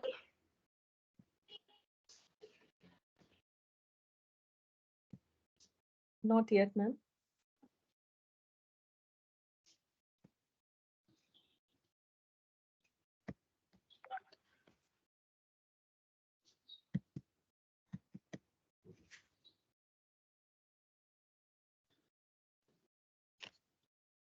And we can go ahead without the PPT if you wish. Okay. Actually, that's okay. I'll share without PPT. Looking at the part of the researches which has been done, I just try to share some researches which has been done in this area. So the objective of my presentation is to understand how mindful trauma management can result into happiness and post-traumatic growth.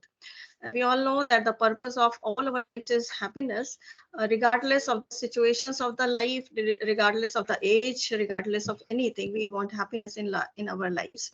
And the second objective of my presentation is to understand the process model of post-traumatic growth, because we are talking about post-traumatic growth.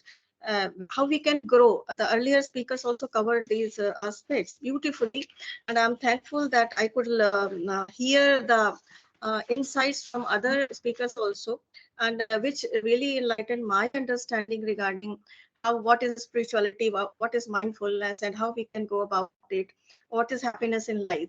So we have to understand, if we want to do researches in that area, how we can grow with the trauma, then we have to understand the research base and the models which are available for post-traumatic growth. We have to understand what has been said and done in the area of science of happiness, because positive psychology as well as Indian psychology has to say much about these two things. No? So we have to operationalize these variables first if we want to do researches in that area, because anything which we say has to be empirically verified. हम कितना भी हमारे उपनिषदों में, पुराणों में spirituality की बात की, मेडिटेशन की बात की, बट हम जब तक उसको empirically टेस्ट नहीं करते हैं और उसको प्रूव नहीं करते, तो it does not make any sense. And for this purpose, we also have made a happy thinking laboratory in the University of Lucknow, so that our students can connect with the happiness part, and what is happiness. They can understand what makes us happy and what are the important things that can make us happy. What is the role of mindfulness in our lives. So when we talk about trauma, we all know that it occurs all of a sudden. अचानक से कोई चीज आ जाती है, हमारी life चल रही होती है. And this, when we talk about the model of post-traumatic growth, it means it starts with the seismic event. कुछ ऐसा होता है कि लाइफ चल रही होती है स्मूथ से और एक अर्थक्वेक जैसा आ जाता है. तो अर्थक्वेक में जैसे कि सब कुछ शैटर हो जाता है, एवरीथिंग इज शैटर्ड, हमारा घर भी गिर जा सकता है. So whenever we make our house another time, so we want to make it earthquake proof. So similarly, if we want to lead a life which is makes us resilient, or our adversity quotient is built upon, so then we have to take care of certain things in our lives. We have to follow certain practices in our lives which can enhance the level of our resilience and enhance the level of our adversity quotients. I have done a few researches in this area. Cancer patients. Cancer is a disease which comes like a trauma in one's life. And with the help of the model which has been given by Tedeschi, we have measured quantitatively whether the cancer patients have grown up after this trauma, or what are their narratives. Because when we face a traumatic events, the narratives of our life changes. The life is running smoothly, and suddenly we change from survivor mentality to victim mentality. We just think कि मेरे साथ ऐसा क्यों हो गया? The God is punishing me. I have a bad luck. तो इस तरह के narratives में change होता है. So we found that the cancer patients who were high on post-traumatic growth, they mentioned that after the diagnosis of the cancer, they just learned how to engage in small joys in the life, how they can enjoy looking at the beautiful sunset, how they can embrace their child and enjoy his or her company, how they can spend quality time with their spouse. And they just knew कि life में ये छोटी छोटी चीजें कितनी important होती हैं. और कुछ लोगों ने तो ये कहा कि अगर मुझे कैंसर नहीं हुआ होता तो मुझे पता नहीं लगता कि लोग मुझे कितना प्यार करते हैं, या मेरा स्पाउस या मेरी फैमिली मेंबर्स मुझे कितना सपोर्ट करते हैं. तो ये नैरेटिव्स बताते हैं कि जब भी हम ट्रॉमा से गुजरते हैं तो हमारे पास दो चॉइसेस होती हैं. या तो हम एक डिप्रेशन में चले जा सकते हैं, या फिर हम ग्रोथ की तरफ मूव करते हैं. और अगर हमें ग्रोथ की तरफ मूव करना है तो हमें अपनी कोपिंग स्ट्रैटेजीज पर ध्यान देना होगा कि हम किस तरह की कोपिंग स्ट्रैटेजीज अपना रहे हैं. जो मैंने रिसर्च की उसमें हमने कुछ वेरिएबल्स लिए थे, जैसे कि एक हार्डीनेस का वेरिएबल लिया था which consist of commitment, control and challenge, and coping strategies were also measured. जो भी रिजल्ट आए उसमें देखा गया कि जो टोटल वेरिएंस था वो हार्डनेस का और आपके ये कोपिंग स्ट्रेटजीज का, उसमें बहुत सारा अनएक्सप्लेन्ड वेरिएंस रह गया था. तो हमारे रिसर्च का एप्लीकेशन ये था कि we should incorporate the social support part also, क्योंकि जो सोशल सपोर्ट होता होता है वो हमें ट्रॉमा से उबरने में बहुत मदद करता है। तो यहाँ पर बात आती है कि how we can be mindful while managing our trauma. तो माइंडफुलनेस जैसे कि अभी बहुत सी बात हो, माइंडफुलनेस एक हमारा विलफुल एक इंटेंशनल थिंकिंग है, जिसमें हम कॉन्शियसली इस बात को सोचते हैं कि हमें क्या सोचना है, what are our thoughts, how we are feeling, what are our reactions to the environment or the situation. और जब हम mindful होते हैं तो we just differentiate between the functional thoughts, feelings and emotions from dysfunctional thoughts, and we just try to change. Or with mindful thinking, we can rewire our brain's tendency towards routine, reactive and fast-paced processing. जब हम life को एक subtle तरह से चली जा रही है, बहुत फास्ट पेस में चली जा रही है, अचानक से ट्रॉमा आ गया, तो हमें अपना जो हैबिचुअल वेज है, what are our habitual ways, we have to rethink about those things and we have to learn new habits so that we can bring positive changes in our lives. So it's mindfulness can help us to sort out what is the problem and how we can cope with it, what are the functional thoughts, what are the dysfunctional thoughts, and how we can learn to seek happiness in the small things. And we can learn how to hack the happy hormones.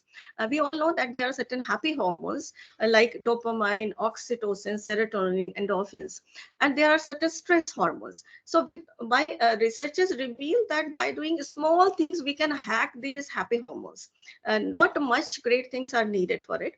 So how we can change our life and hack these happy hormones and reduce the health stress hormones. So we have to be mindful for trauma management and understand the science of happiness. Positive psychologists are the first one to study happiness in a scientific way, and they have tried to answer many questions about happiness based on their empirical researches.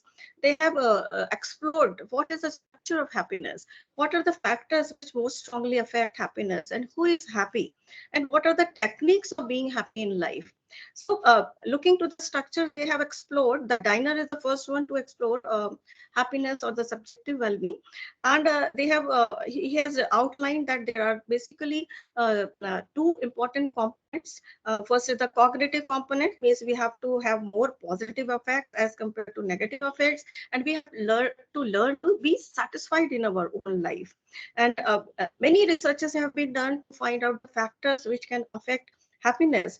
And with the help of the researchers, it has been found that the happy people see bright side of affairs. They pray more and they directly struggle with the problem. They are involved in goal activities. Happiness can be increased by believing in the larger meaning or the force in the universe. And usually we think that the more education, more social status, and a good physique can lead to happiness. But researchers highlight that these variables are very weakly associated with happiness. And the variables which are moderately associated with happiness are our friends, our religiosity, our physical health, our personality traits.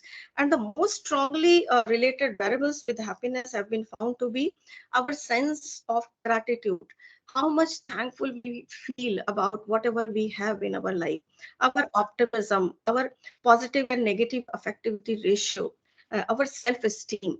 So these researchers provide us guideline what actually matters in our life. But on the basis of these researches, positive psychologists have developed a new theory of well-being in terms of the PERMA model. What is PERMA?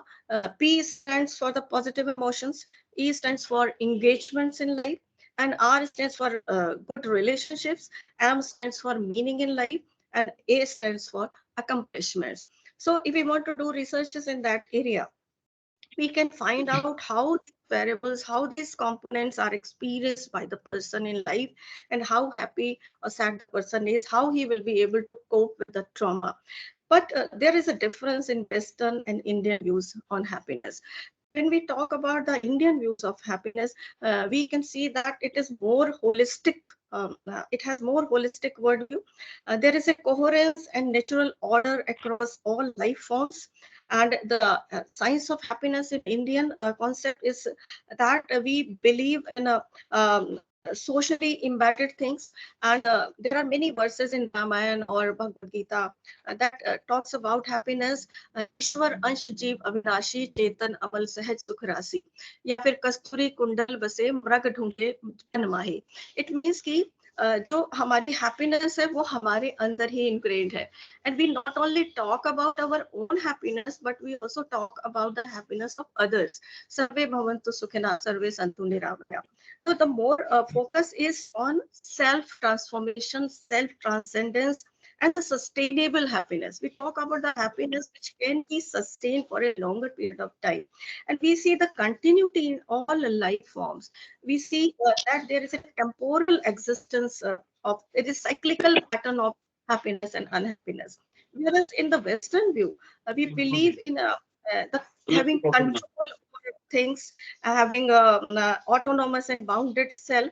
So all these things highlight that the Indian view highlight that the life is a journey, and we have to move from Anamaya Kosh to Anandamaya Kosh, and each one of us has his or her own journey. And when we follow the Indian psychological view of happiness, we can get answers of many questions like what is the nature of my I, and what is its relation with the cosmos, how we begin and end, how one can free oneself from the sufferings of the world, how to choose amongst multiple options, how to live at peace with oneself, others, and larger world, and how to evolve from Annamaya Kosh to Jnanamaya Kosh. We have a yogic science, and Patanjali's Ashtanga Yoga paves a way to how we can evolve from Annamaya Kosh to Anandamaya Kosh. So this model of post-traumatic growth can be explained by Tadashi, can be explained from the Indian perspective, which also talks about the evolution of the wisdom. When we are evolved, we become more wise. We can derive meaning in our own lives. And when we are able to go with the trauma in a positive manner, we such new possibilities in our life. We relate more with others. We appreciate people. We develop personal strength, and we spiritually are evolved. We have enhanced faith, prayer. We give more gratitude. We have more stronger spiritual beliefs. We appreciate the life more. So, whatever I want to say that the research which I have done, this has implication that among main variables, we have to search not only the personality variable, and not only the coping part, but the social relationships also. And I will not talk much about the relationship because the next speaker I will also discuss about it. And I can conclude about my presentation that Indian psychology provides great insight about how we can achieve happiness even during trauma, because happiness is the quality of soul, not the body. It is not dependency on external things. It comes from freedom. When we become free from our own negativities, ignorance, fear, greed, attachment, jealousy, we just evolve and go towards the sustainable happiness in life. Happiness is not dependency. It's our decision or choice. We have to choose at every moment that how we can evolve, how we can remain happy in each and every moment of life. And we must remember that we are representing God or divine on earth. If we establish that connectivity with that godly component or that divine component, then we can easily cope up with the situations in life. And the balanced time perspective generates happiness. And of course, happiness is a journey, and we have to search this journey. We have to move on in journey on of our own. We have to listen everyone, but we have to follow our own path of transcendence and self-evolution. So thank you very much for patient listening and inviting me for this conference. I would like to thank Professor Dr. Madhurima for sharing her thoughts on happiness in life. I'm sure we have lots to carry from this conference and implement it in our lives, in our personal as well as professional lives. Thank you so much, ma'am. Thank you. Thank you very much. Our next keynote speaker is Professor Dr. Abha Singh, founder and director, PSYFI, ex-director, Center of Emotional Intelligence, IILM University, ex-Dean, Social Sciences, Amity University, Noida, to share her thoughts on spirituality and trauma management. Over to you, ma'am.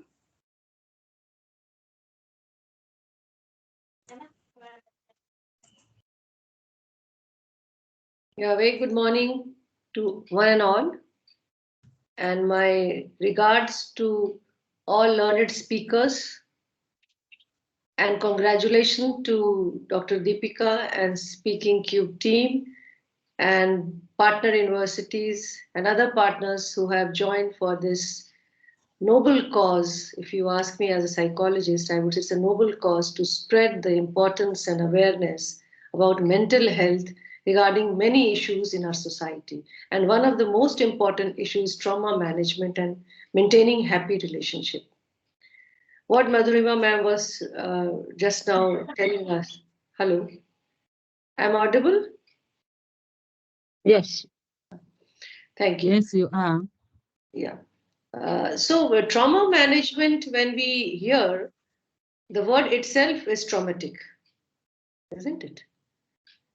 And when it hits us, anyone,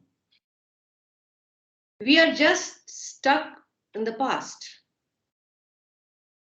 And all problems, as per Vedas and scriptures, many of my colleagues will agree on this, is defined as that when we talk about problem, it is the thought which is victim of past and future.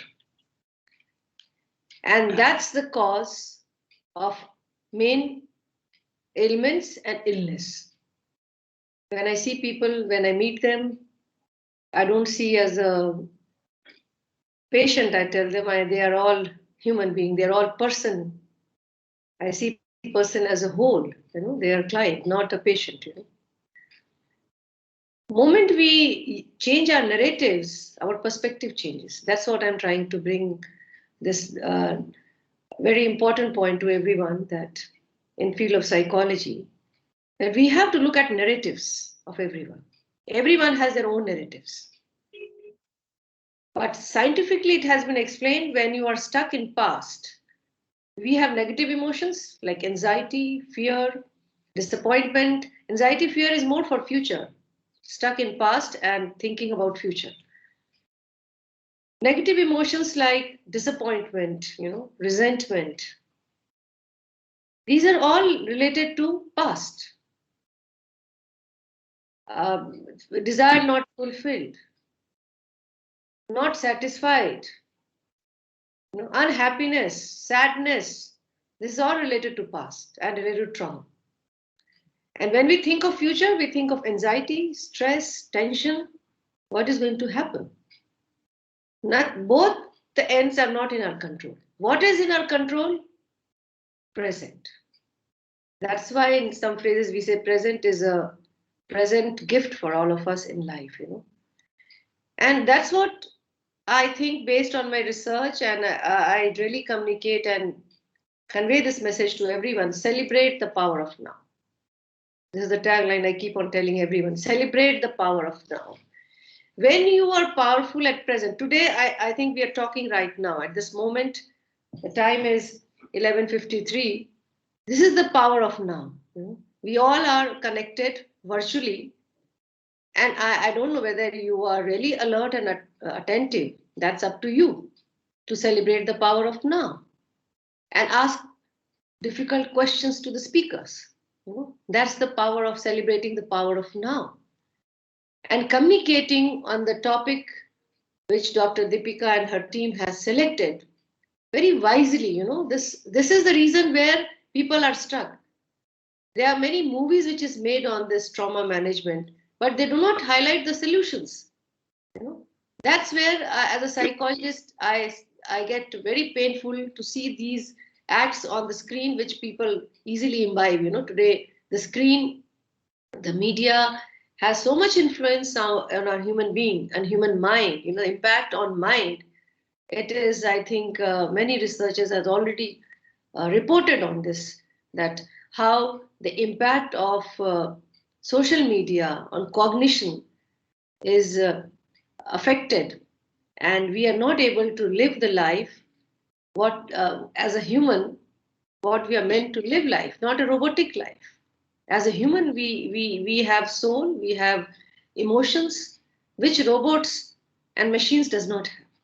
But people are more friendly today on those platforms, and they get that satisfaction, they get that happiness, which is not actually true, it is fake. So how do we understand all these disturbance, chaos which is happening in front of us, and more so, the trauma which a person is going through in his life is actually present and not able to move forward. Why? So we have to find the solution. And based on my experience of talking to people one-to-one, addressing gatherings, and seeing the research reports, I have come to this conclusion that why trauma management and in mental health we are not talking, and why we should talk more. We should talk about it because we'll have less suicides, we'll have less risky behaviors. Let me tell you very honestly on this.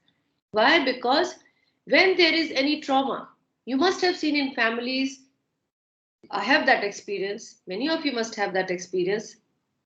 God forbid, nobody should have this kind of, but we all have, because it is a life. And we immediately get medical attention.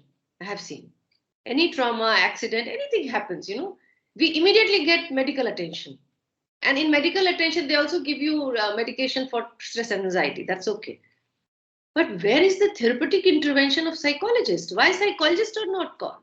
Why mental health first aid is not taken care of as medical first aid is taken care of?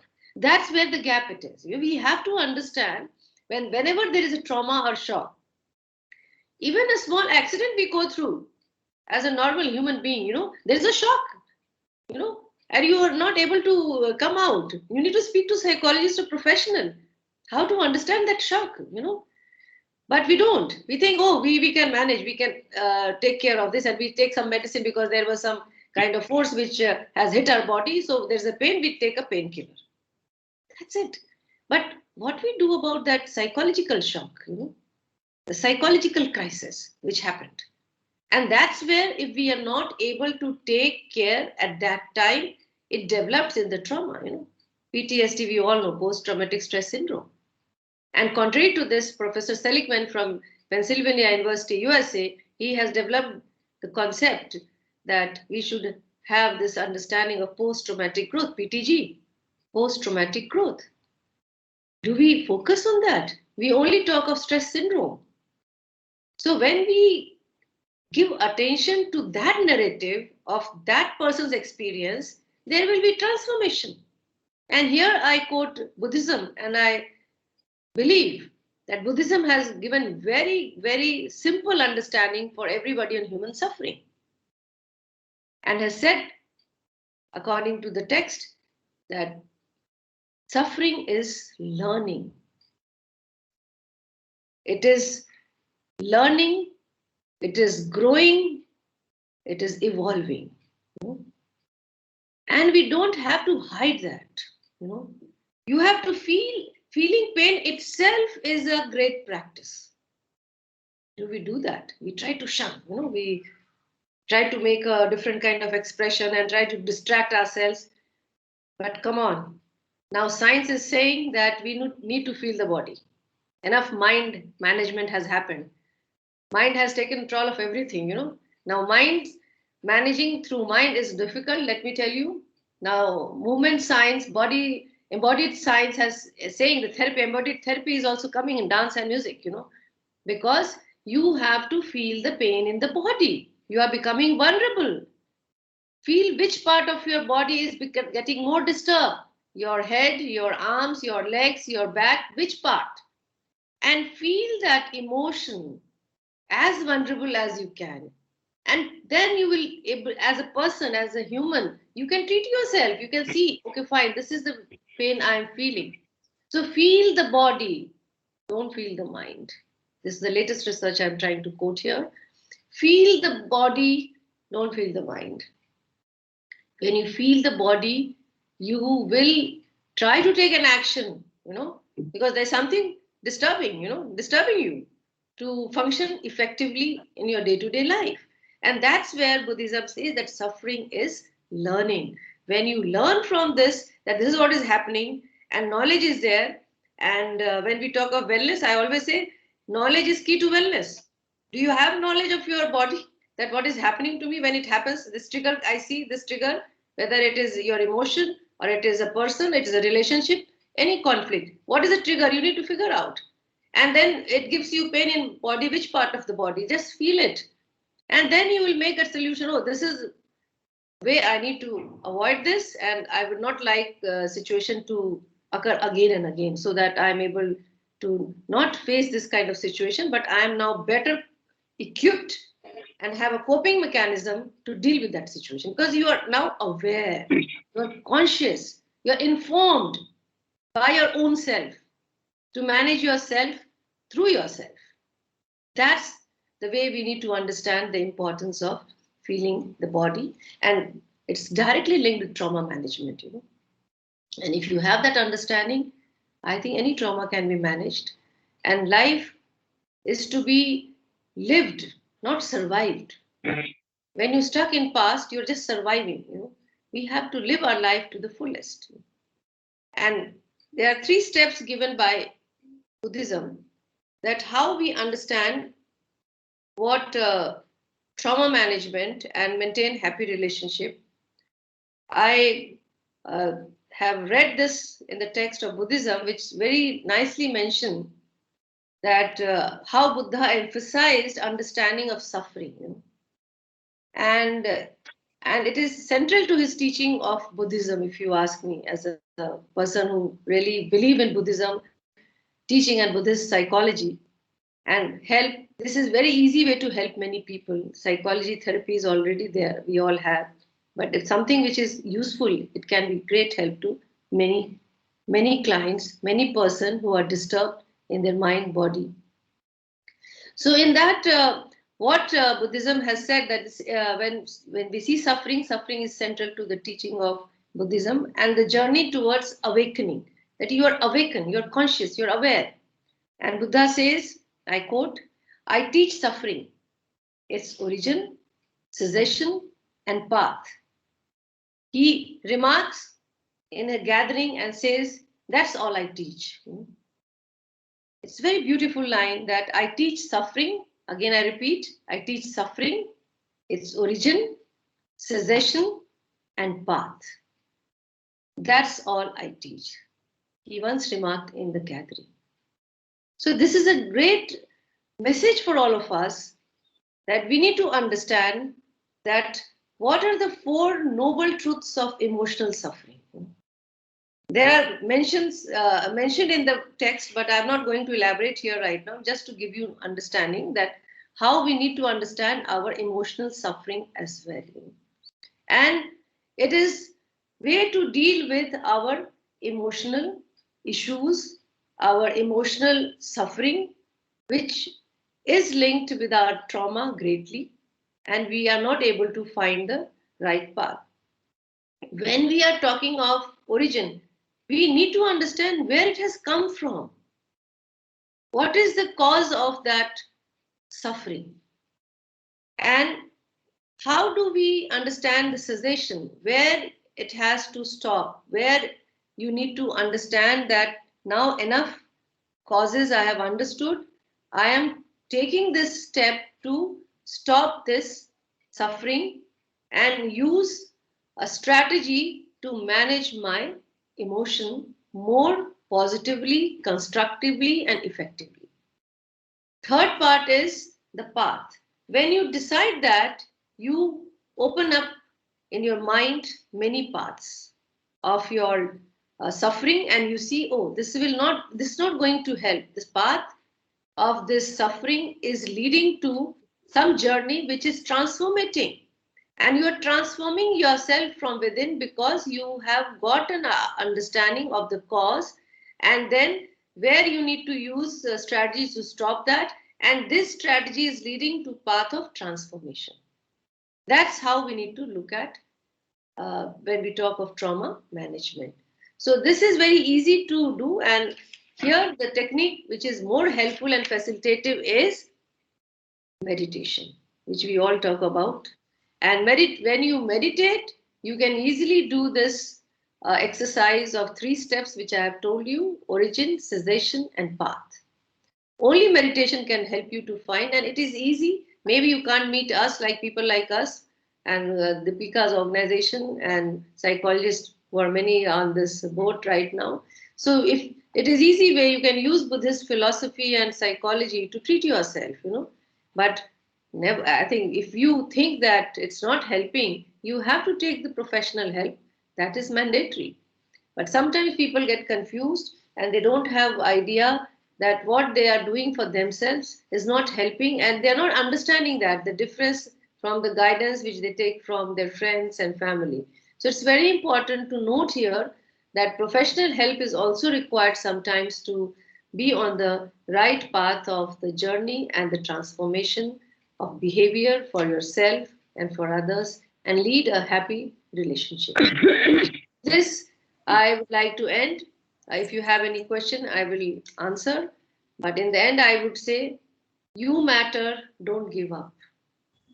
You matter, don't give up. All the best.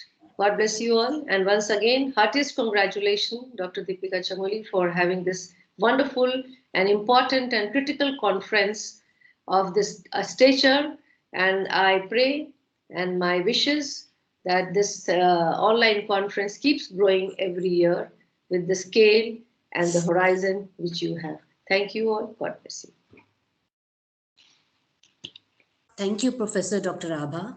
It's always been a pleasure listening to you, and there is always lots to carry, and the best is celebrate the power of now, which we all should, I feel, incorporate and carry on with it. Thank you so much, ma'am. Thank you. Next, I would invite Professor Dr. Aradhana Shukla, Senior Professor, former Dean Arts and Head Department of Psychology, Kumaon University. She would share her thoughts on maintaining positive relationship. Over to you, ma'am.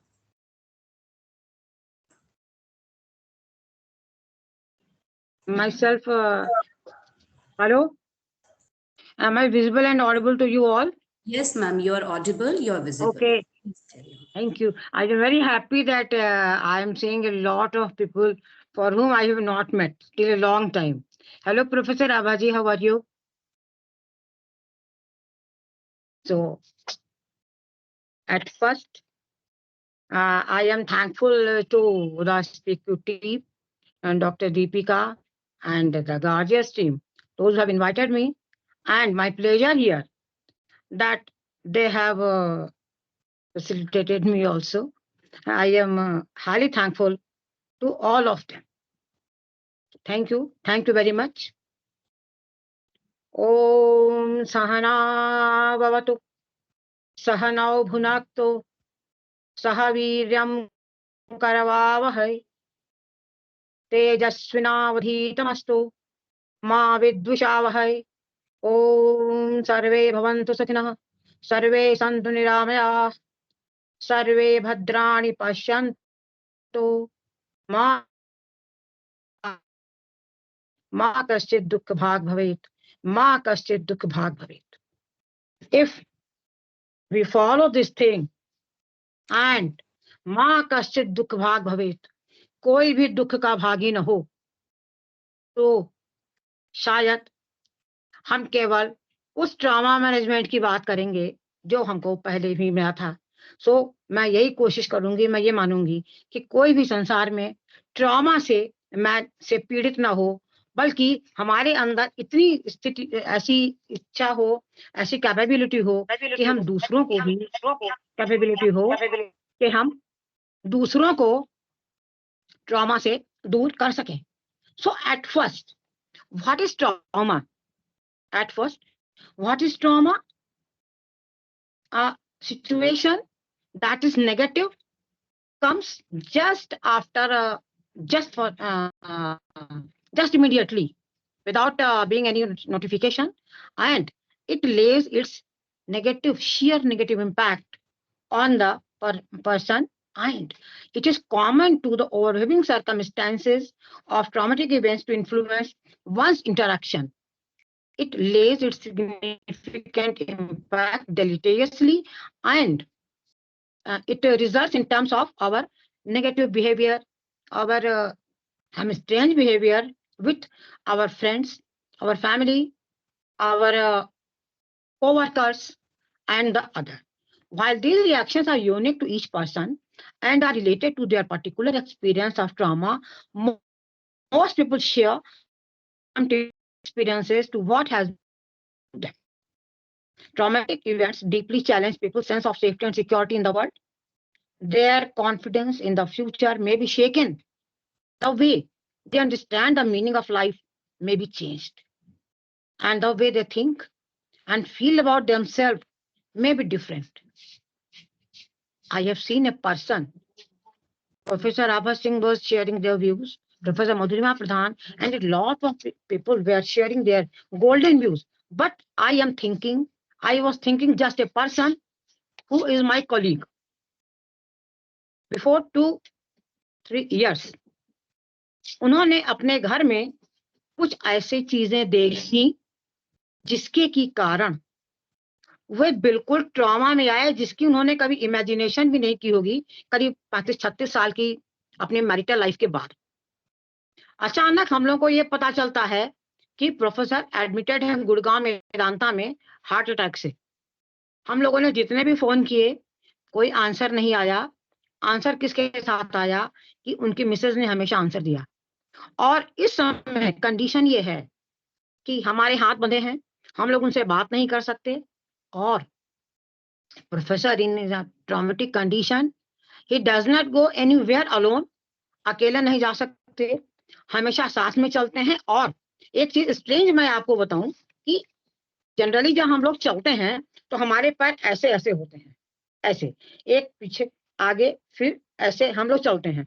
वो यूं चलते हैं, पहला पैर फिर दूसरा पैर, पहला पैर फिर दूसरा पैर, पहला पैर फिर दूसरा पैर। सेल्फ कॉन्फिडेंस का खत्म, पुरस्कार प्राप्त, फॉरेन में घूम करके पेपर पब्लिश करने वाले। And as I was telling that definition of life is change, record total life की जो डेफिनेशन है हो जाती है। और डिफरेंट टाइप के ट्रॉमा लोगों के people feel different type of trauma, different people feel different type of trauma. One traumatic situation cannot be traumatic for the other one. और सबसे बड़ी चीज ये होती है कि जो हम कार्य इसमें करते हैं वे हमारे बिल्कुल हम निगेटिव के लिए हमें जीरो के तरीके से वो शो करते हैं। और बहुत बार ऐसा होता है कि जो कुछ भी ट्रॉमेटिक सिचुएशन हमारे सामने आती है वे हमारे रिलेशनशिप को दैट ले अ डिलीटेरियस इम्पैक्ट ऑन द रिलेशनशिप, चाहे वो मैरिटल हो, चाहे वो सोशल हो, चाहे वो स्कॉलस्टिक ऑर्गेनाइजेशनल हो, किसी भी तरीके से हो। उस तरीके से क्या होता है कि एक ट्रॉमा होता है। I have already told and you the intellectual people know also that कोई भी traumatic situation बता करके नहीं आती। तो क्या है कि no matter what traumatic event or circumstances a person endure, whether it is the sudden death of loved ones, any disaster, hate crime, community violence, childhood abuse, sexual assault, war, or refugee circumstances, it is natural for the experience to affect relationship with others. This include events that occur once or continue over time.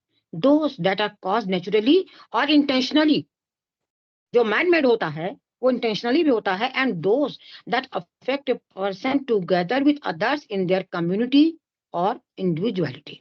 Regardless of distinct nature of each of these experiences, the disruption to people's life from traumatic event may also cause disruption in their feeling and to make connection with the others. हम जब हम अंदर से टूटे तो हम बाहर से भी टूटे, और जो हमारे बाहर की जो छितरन है, जो हम छितराए, टूटे क्या, बिखरे क्या, छितरा गए, और जो छितर रहा है वो कहाँ पर नजर आया? वो हमारे दूसरों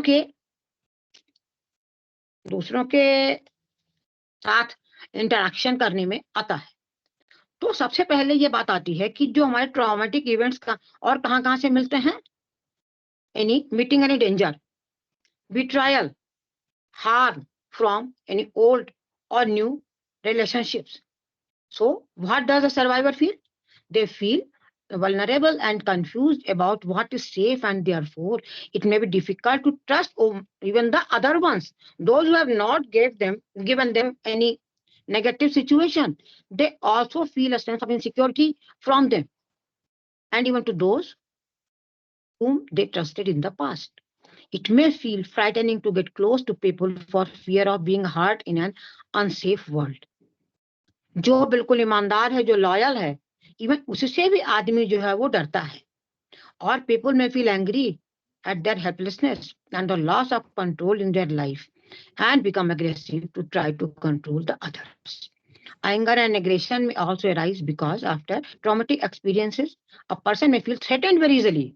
बहुत जल्दी एक डर की फीलिंग आ जाती है, एक आशंका की, दबे रहने की. And this defensive aggression is a natural reaction for a person who feel threatened. I have already told कि एक जो सिचुएशन है किसी के लिए ट्रॉमेटिक है और किसी के लिए ट्रॉमेटिक नहीं है. तो किसके लिए ट्रॉमेटिक है? जिसको ये पहली बार मिला है. धीरे धीरे अगर कोई वंस अ पर्सन जिसको बार बार एक ही तरह के ट्रॉमेटिक सिचुएशन का सामना करना पड़ता है, आदी हो जाता है, यूज्ड टू हो जाता है, उसके ऊपर उसका असर नहीं पड़ता है. एक साल में 4 कोविड में 2, 3, 4, 5 एक फैमिली से 1-1.5 हफ्ते में करीब 7 लोगों की लगातार सक्सेसफुली डेथ हुई. तो वहां पर क्या होगा? ट्रॉमा तो था, लेकिन धीरे धीरे उसको वही चीजें सुनने की, सहने की, करने की आदत पड़ गई. तो ट्रॉमा का जो पीड़ित है, a person feel the traumatic situation. What does feel? It is true that it is the person has affected, but they feel intense shame. हम कहाँ जाएं? हमें शर्म आती है. और यहीं पर साइकोलॉजिस्ट की, काउंसलर की और एक इंसान की जरूरत पड़ती है जो उसको ट्रॉमेटिक सिचुएशन से बाहर निकाले. अनलवेबल और बैड इन एनी वेज. मैं तो गलत हो गया, मेरे ऊपर तो दाग लग गया, मुझे कौन, हमें हर इंसान जो है बुरा मानेगा. So it is good to keep ourself closed in one room. There is no need to come out or guilty. This cause due to myself. And there are some people, those who have not feel such a traumatic situation. What the God has given to me, मेरा ही भाग्य खराब था जो हमें ऐसा दिया गया. तो ऐसी जब कंडीशन होती है और कहीं पर क्या होता है कि इमोशनली नंब हो जाते हैं, बिल्कुल गूंगे हो जाते हैं. मैं एग्जाम्पल को साथ में लेके चलूंगी. हम लोग मिलने गए तो मैं पेन लेके गई थी क्योंकि लिखने पढ़ने का बड़े शौकीन है, लिखने पढ़ने के शौकीन है. तो मैंने पेन दिया, मैंने कहा सर आपके लिए पेन लाई हूं, पेन उठाइए, कुछ लिखिए ना, बहुत दिन से कुछ लिखा नहीं. पेन को देखते रहे. एक MA PhD प्रोफेसर जिसने 50-60 लोगों को PhD करा रखी है, फॉरेन जाने कितना कचोटा होगा, बहुत बुरा लगा. और लास्ट में उन्हें धीरे से कहा कि पेन का क्या करूंगा, और हम लोग जो है वो रास्ते में. तो am I not audible? तो इसके बाद ये बात आती है कि जब हम इस तरीके से कार्य करते हैं तो हमारी पॉजिटिव रिलेशनशिप जो होती है उसके ऊपर बहुत असर पड़ता है. और मैरिड लाइफ में फिजिकल इंटीमेसी पर भी बहुत फर्क पड़ता है.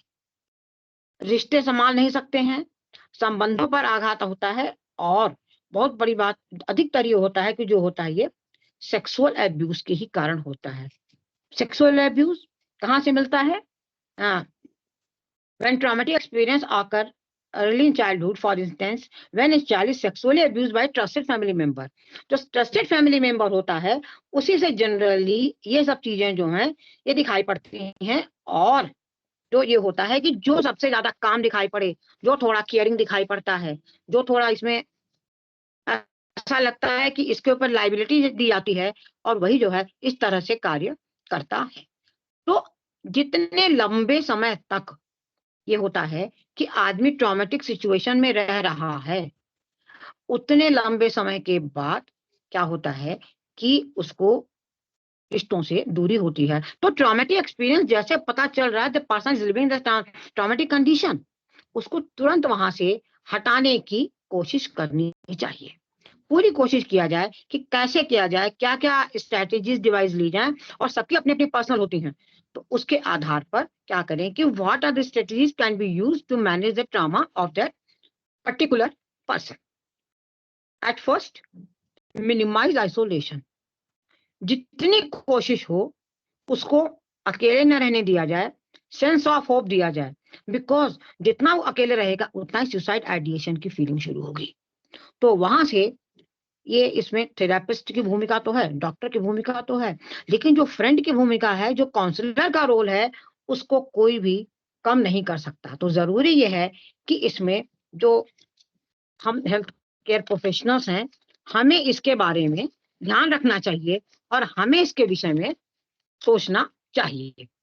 सेफ्टी, सुरक्षा, उसको बिना उसको ये ना लगे कि हमको वॉच किया जा रहा है, बल्कि एक आई जो है वो उसके ऊपर रखते रहना चाहिए। और जितना उसके साथ फिजिकल और मेंटल टच देंगे, मेंटल टच हम बातों से देंगे, फिजिकल टच मतलब प्रॉक्सिमिटी, जितना उसके साथ चिपक करके रुक करके हम रहेंगे, वहां पर क्या होता है कि हम इस लेवल का बिहेवियर नहीं कर सकते हैं। सवाल ये उठता है कि सबके भीतर संत, हमारे भीतर संत, आपके भीतर संत, पॉजिटिविटी सबके भीतर है, so we all are saints. तो इस तरीके के जो आपके पास जो ट्रॉमेटिक सिचुएशन को कोप करने के लिए, अभी मधुरिमा जी बात कर रही थी अर्थक्वेक प्रूफ, तो उसी तरीके से ट्रॉमा प्रूफ खुद को कैसे करें और दूसरे को कैसे करें, ये बताना बहुत आवश्यक है। तो उसको आप अगर प्रॉपर काउंसलिंग के लिए खड़ा करेंगे तब तो वो नहीं आएगा। आप टाइम टू टाइम मिल करके अगर उसके साथ बात करते हैं तो वो चीज देखेगा। उसको आप 4 चीजें प्रोवाइड करेंगे, सीन, सेफ, सूट और सिक्योर। उसके लिए कनेक्टिविटी बनाए रखें, एम्पैथेटिक फीलिंग बनाए रखें, और ऐसे कोई एक्शन उसके सामने ना हो, ना कोई एग्जाम्पल लिए जाए जिससे कि वो स्कैरी हो और भयभीत हो, ऐसा कुछ भी ना हो। एंड हेल्पिंग टू काम व्हेन डिस्टर्ब। अगर वो खुद भी चर्चा करता है तो इन स्पाइट ऑफ कहने वाले तेरे साथ तो बहुत बुरा हो, उसके बजाय ये सब कॉमन है, लोगों के साथ होता भी है, और जिसके साथ हुआ था वो पॉजिटिवली कैसे रिकवर हुए। तो आप जितना उसको पॉजिटिविटी की बात करेंगे उतना ही आगे वो बढ़ेगा। और तभी क्या होगा कि ट्रॉमा के एक्सपीरियंस से जो गुजर रहा है उसके ट्रॉमा को मिनिमाइज करके और उसको मेन स्ट्रीम में लाने का जो है वो हम लोगों का एक ये होता है कि एक कर्तव्य होता है कि हम लोग इस कार्य को करें। हम खोज नहीं रहे हैं किसी को, we are not searching any person कि वो ट्रॉमा से पीड़ित है, लेकिन हम ये देख रहे हैं कि अगर कोई हमारे सामने इस तरीके से आ जा रहा है तो हम क्या करें। सुसाइडल टेंडेंसी जिसकी है। Sorry to interrupt you, ma'am. We are running short of time, so I would request you to. I am just packing. Thank you so much. So yeah, welcome. So we just do one thing, only one thing, that be with the person who is running or who has run in traumatic situation, and उसको हमेशा उसको ये कहा जाए कि normal condition है, क्योंकि उसको जितना नॉर्मल कहेंगे उतना ही नॉर्मल सिचुएशन में आएगा, और उसके अंदर ये फीलिंग लाई जाए कि इस चीज को कोप हम केवल खुद ही कर सकते हैं। तो अगर हम उसको स्ट्रेंथन करेंगे, उसके अंदर पॉजिटिविटी को भरेंगे, तो उससे सबसे बड़ा फायदा ये होगा कि उसके ट्रॉमा का मैनेजमेंट अपने आप हो जाएगा। So thank you very much. Thank you so much, Professor Dr. Aradhana, for being so kind to us and being here supporting us always. Thank you, ma'am. Now, I would like to invite Dr. Neil Cobrin, who has always been a support, a big support, I would say, to SpeakingCube and has guided us always. He is the founder and president of Academy of Mindful Psychology, California, USA. Over to you, sir.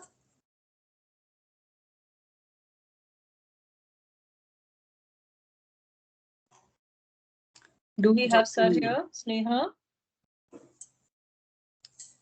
A minute ago, Sir was there. Yes, we have Sir here. Yeah, he's there. He's there. Over to you, sir.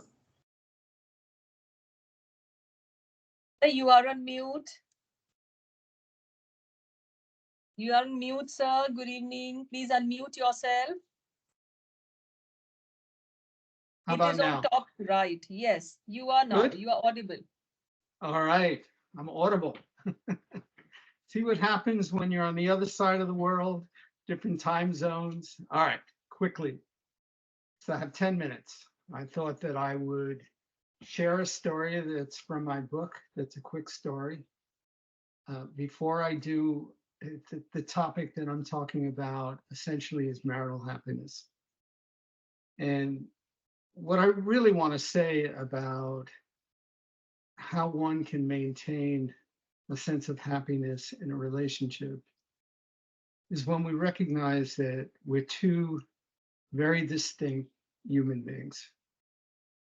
And the more we can honor one another and each other's separate journey and attempt not to try to control the other, I believe that allows the relationship to flourish.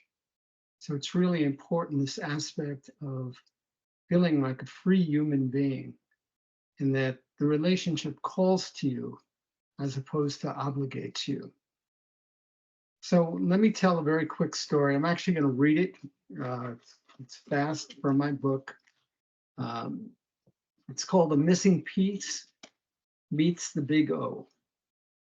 The story begins with a pie slice shaped object called the missing piece. The missing piece is very sad because he doesn't feel complete. And he desperately seeking his counterpart to fit into so he'll feel whole and fulfilled. His journey takes him across the path of many objects that are circular in nature and also missing a piece, as would objects that are like a pie with a slice missing. As he encounters each circular object, he explains his situation and proceeds to try and fit himself into them to make a complete circle. Every attempt fails. Either he's too big, he's too wide, or he's too small. Finally, the missing piece seems to find his perfect match. He leaps into the object, and sure enough, he fits perfectly. Together, they form a complete circle. The missing piece feels pure delight because now he feels whole. The newly formed circle goes along its merry way, but then something begins to occur. The missing piece begins to grow. Try as he might to stop this process, he cannot. Eventually, he grows too big and pops out of the circle. Once again, he is all alone and feels unwhole. As the missing piece sits despondently at the side of the curb, an unusual object approaches. The missing piece has never seen an object like this before. The object, named the Big O, is a perfectly formed circle. The Big O looks down at the missing piece and asks, "Why are you so sad?" The missing piece looks up at the Big O and explains his dilemma and the journey he has undertaken to resolve his problem. The Big O says, "That's too bad. I can't really help you with that. But if you'd like to come along with me, you are welcomed." The missing piece, feeling lonely and out of options, decides to travel along with the Big O and off they go. As we witness the two of them traveling side by side, we begin to notice yet another transformation in the missing piece. Over time, through the motion of traveling besides the big O, but not as part of the big O, a motion that requires the missing piece to roll end over end over end, the pie slice shape of the missing piece begins to round until he too becomes a perfect circle. This is a childhood story, by the way, but it really demonstrates, in my opinion, what is essential for healthy, loving marriage, relationship. It's two autonomous human beings coming together, relating together, honoring one another, rather than trying to change, control, demand, influence. There's a very famous story in America, a story about a young couple who are very impoverished, very, very poor.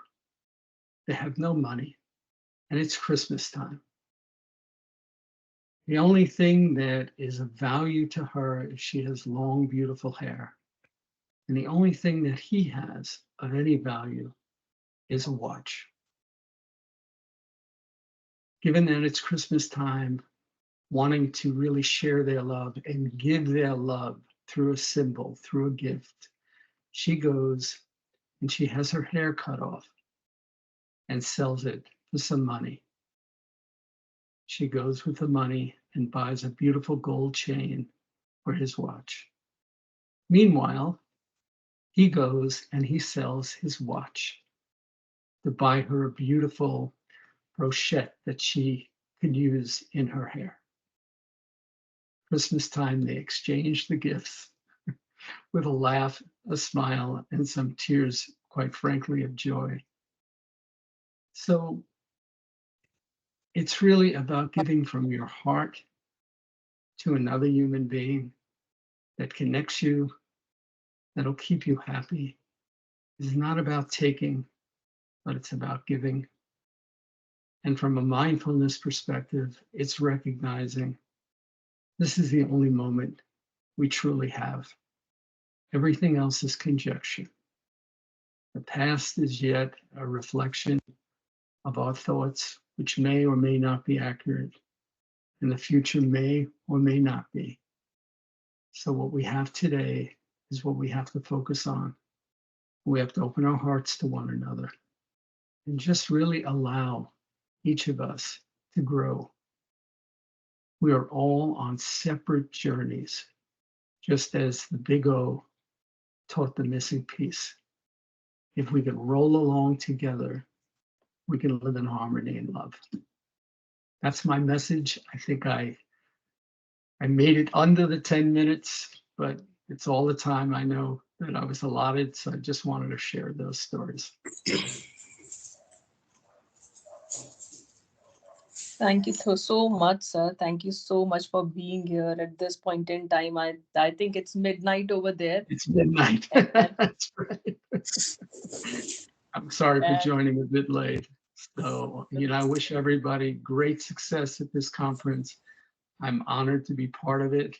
And as you know, I support everything that you do. So love and peace to you all. Thank you so much. Thank you so much, sir, for being a great guide. You have been my mentor. You have been my PhD guide, and we have been in Connect for past 10 years. And it is so wonderful to listen to you every time on every platform. Thank you so much, sir. You're very welcome. Thank you. Thank you, Dr. Neil. Thank you, Dr. Neil. You're great. Thank you so much. Okay, thank you. Bye-bye. Now, I welcome our next guest speaker, Dr. Manjusha Deshpande, Director, Center for Community Development, Shivaji University, Kolhapur. Welcome, ma'am, and enlighten us about institutional trauma in school. Thank you, ma'am. Okay. all honorable dignitaries. My throat is very, very extremely bad, and I just cannot speak. But I wanted to speak on macro and micro traumatic events and how it shapes individual. And I request all of you that I will write it and give it to you, because I just cannot speak right now. I am really extremely sorry. And I will write it down and I will give you till by evening.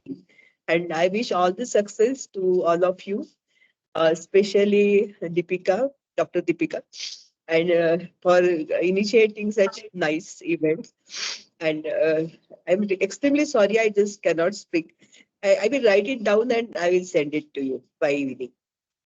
Thank you very much. Thank you so much, ma'am. Thank you so Yeah. much for joining. At least you have joined. You are so sick and still you have joined. Thank you so much, ma'am, for Yeah. blessing the platform. Thank you very much. I will write Thank it you. down. Thank you so much, ma'am. Thank you for taking out your time, even being unwell and you're here. Thank you, ma'am. Please take care. Please take care. Thank you. Yeah. So I would like to invite our next guest speaker, Professor Dr. T.M. Malodzi, Acting Executive Dean Faculty of Health Sciences, University of Venda. She was instrumental in the international collaboration of Speakingcube with University of Venda. Much thanks to you, ma'am. Welcome.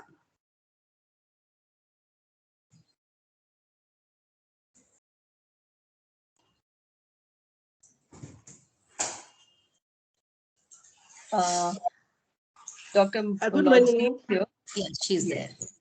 She's Ma'am there. is there. Yes. A very good morning to you all. And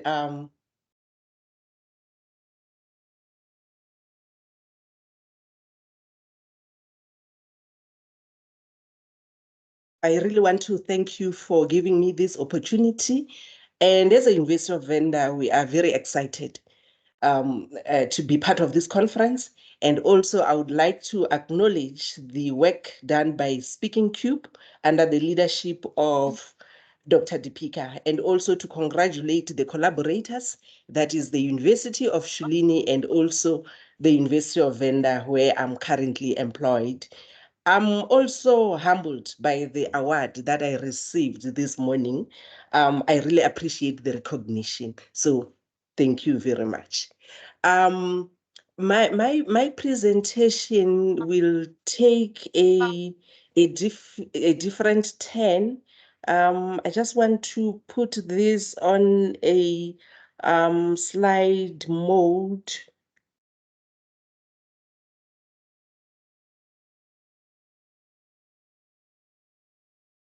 Yes.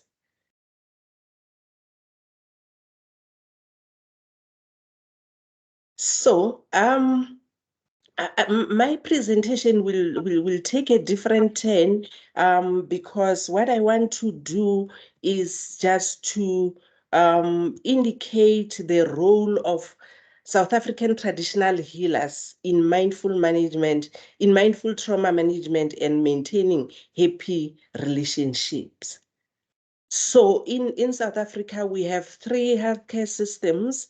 The first one is Western-based public healthcare, where most of the people who would go to who would use these services would not have, medical insurance. And the second one is the Western-based private healthcare system, where it's a very few people would use the services because they have the health insurance. And the last one is the traditional healthcare sector.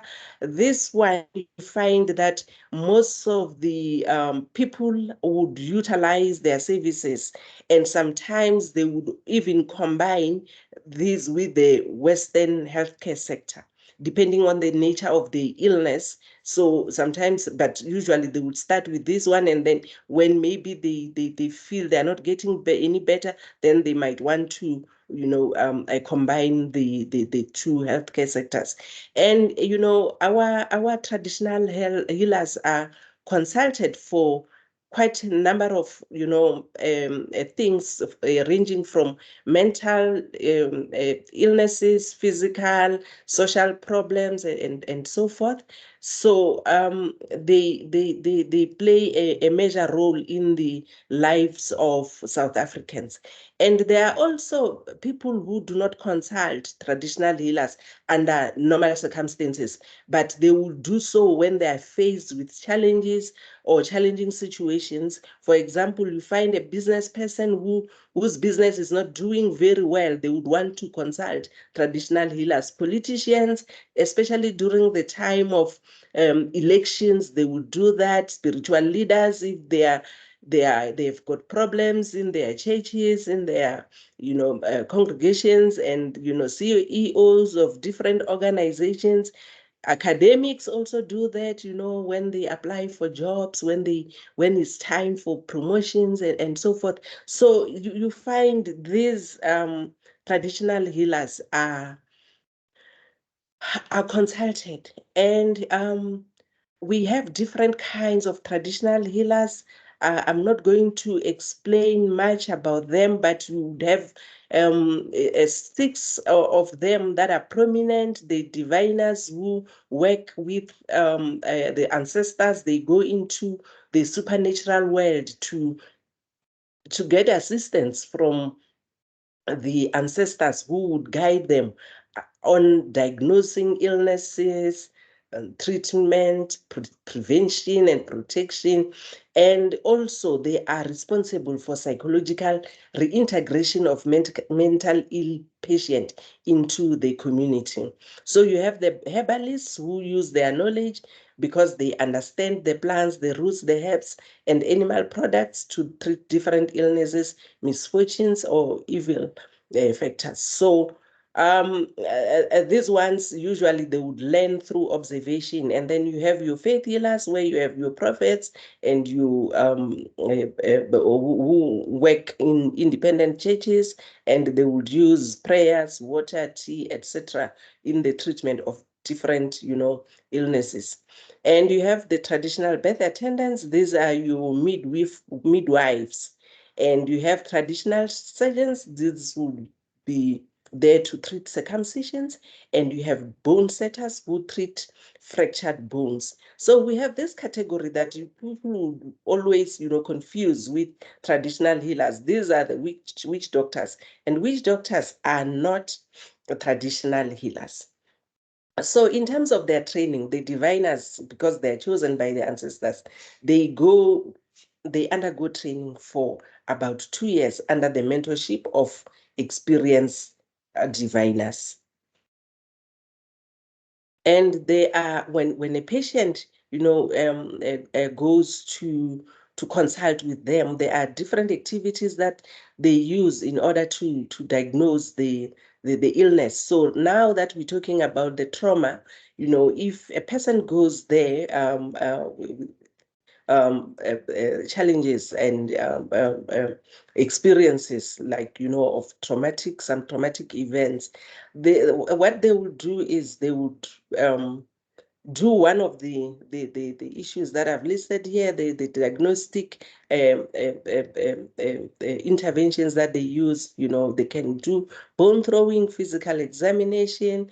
They enter into a state of altered consciousness to communicate with the ancestors. It means it's when you have gone to the diviner, because these are the ones that would communicate with ancestors, or they just observe the behavior and the mode of talking of the patient, and also they rely on dreams and vision, because the ancestors would visit them in the dream and show them that there will be this patient coming. These are the symptoms, these are the challenges, and this is how you should assist this person. And they also do history taking. They beat drums. Sometimes they dissect a chicken to see what is happening in the brain, or if you're complaining about stomach ache, or where the pain is, they will be able to see through the chicken that they would have dissected. And sometimes patient would go there having diagnosed themselves, but they also would want to use some of these instruments just to to make sure that the self-diagnosis is in line with what they are seeing, and also even if there is no self-diagnosis but they use some of these instruments, these are the ones that would guide them into showing the kind of challenges that the person that is coming is experiencing. And usually when you consult a traditional healer, you don't just go there alone. You are accompanied by someone in the family, and this person usually would be an elder person that would accompany you. So it's unlike, with the Western, healthcare system where a person will just go and consult on their own. Here you go with some family members. And according to them, to traditional healers, the cause of trauma could be some social factors, which might be the breakdown in human relationships, or the substance abuse, or brain injury, or supernatural factors where, even if you use the Western medication or Western medicine, you would not even respond to the treatment, because the causes would be maybe some ancestral wrath where your ancestors is unhappy with some of the things that the individual is doing, or it could be spirit possession, or it could be, that a person has neglected the cultural rites or practices, or sometimes it could be an ancestral calling. And this usually would affect the family, especially if maybe the family is a Christian family, and now one of the members has been called by ancestors to become a traditional healer. So it becomes very challenging. So what traditional healers do in terms of treating the patient, they use holistic approach. And this is one of the reasons why they are very popular in the communities, because they don't just treat the illness, but they treat even the environment, they treat all the family members that are there. They are also responsible for peace in the community, among other things. And the treatment usually would take about between 2 to 6 months. And in some cases, they also admit patients into their compound so that they can even observe them. Some, they just give medication, and then they are outpatients. So they also make sure that, their patients continue with the rituals that accompany different stages of life in order to prevent or protect them from misfortunes, from traumatic experiences. And the way they use their treatments is that you can take them orally, you can use them when taking a bath, you can inhale, you can apply on the skin as an ointment, you can sniff. So it's quite a number of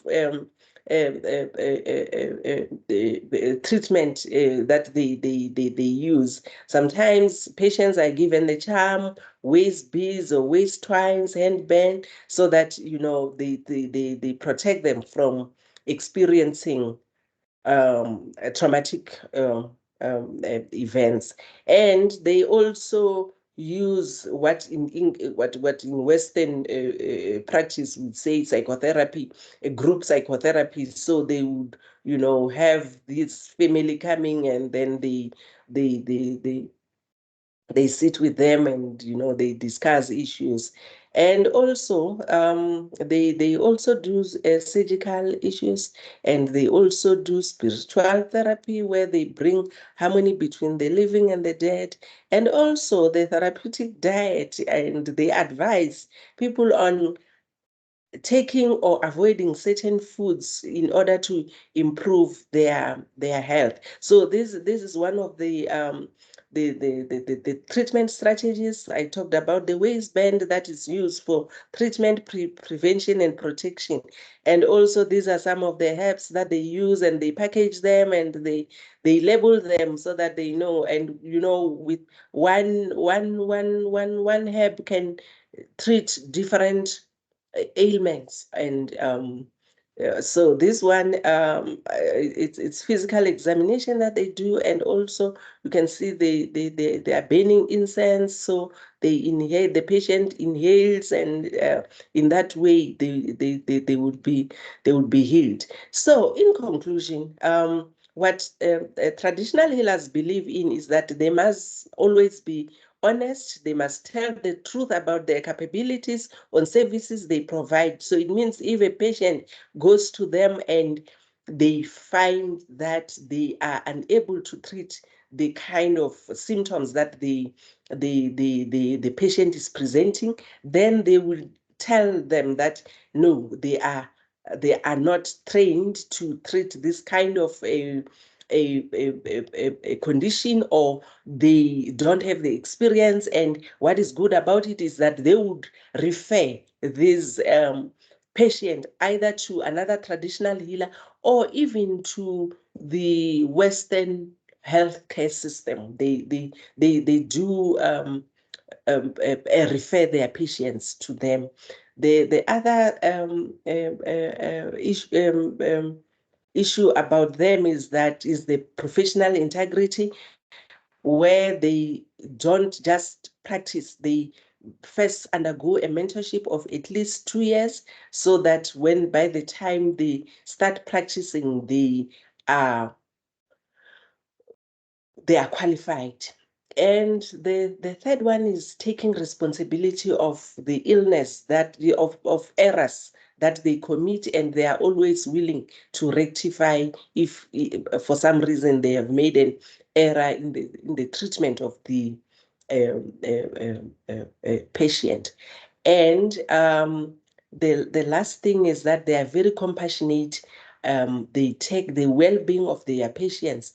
It takes precedence over other things. That's why even the amount they charge for treatment is very minimal. It's one of the reasons why they are very popular in the communities where they operate, because they don't charge a lot, and also sometimes payment can be done in kind, not in monetary terms. So they also would save life. So the issue about mercy killing does not appear in their vocabulary, because they believe in saving life.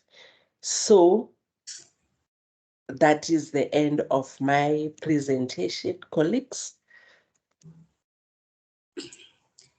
Thank you so much, Professor Malodzi. Thank you for sharing your knowledge and your experience here in this forum. Thank you. Thank you. Thank you. Now, I would like to invite Professor Dr. Shoolini Singh Sharma, educationist, senior fellow in Head Banking Research, Agro Foundation, former Dean, Eco and Public Policy, MIT World Peace University. She is also the advisor for Speakingcube conference. Over to you, ma'am.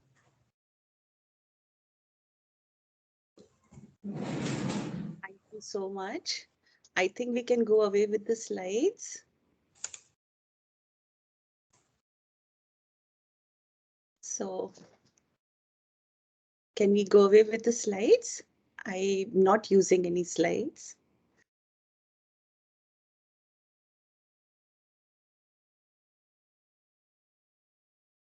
Can we unshare the presentation, Malodzi ma'am?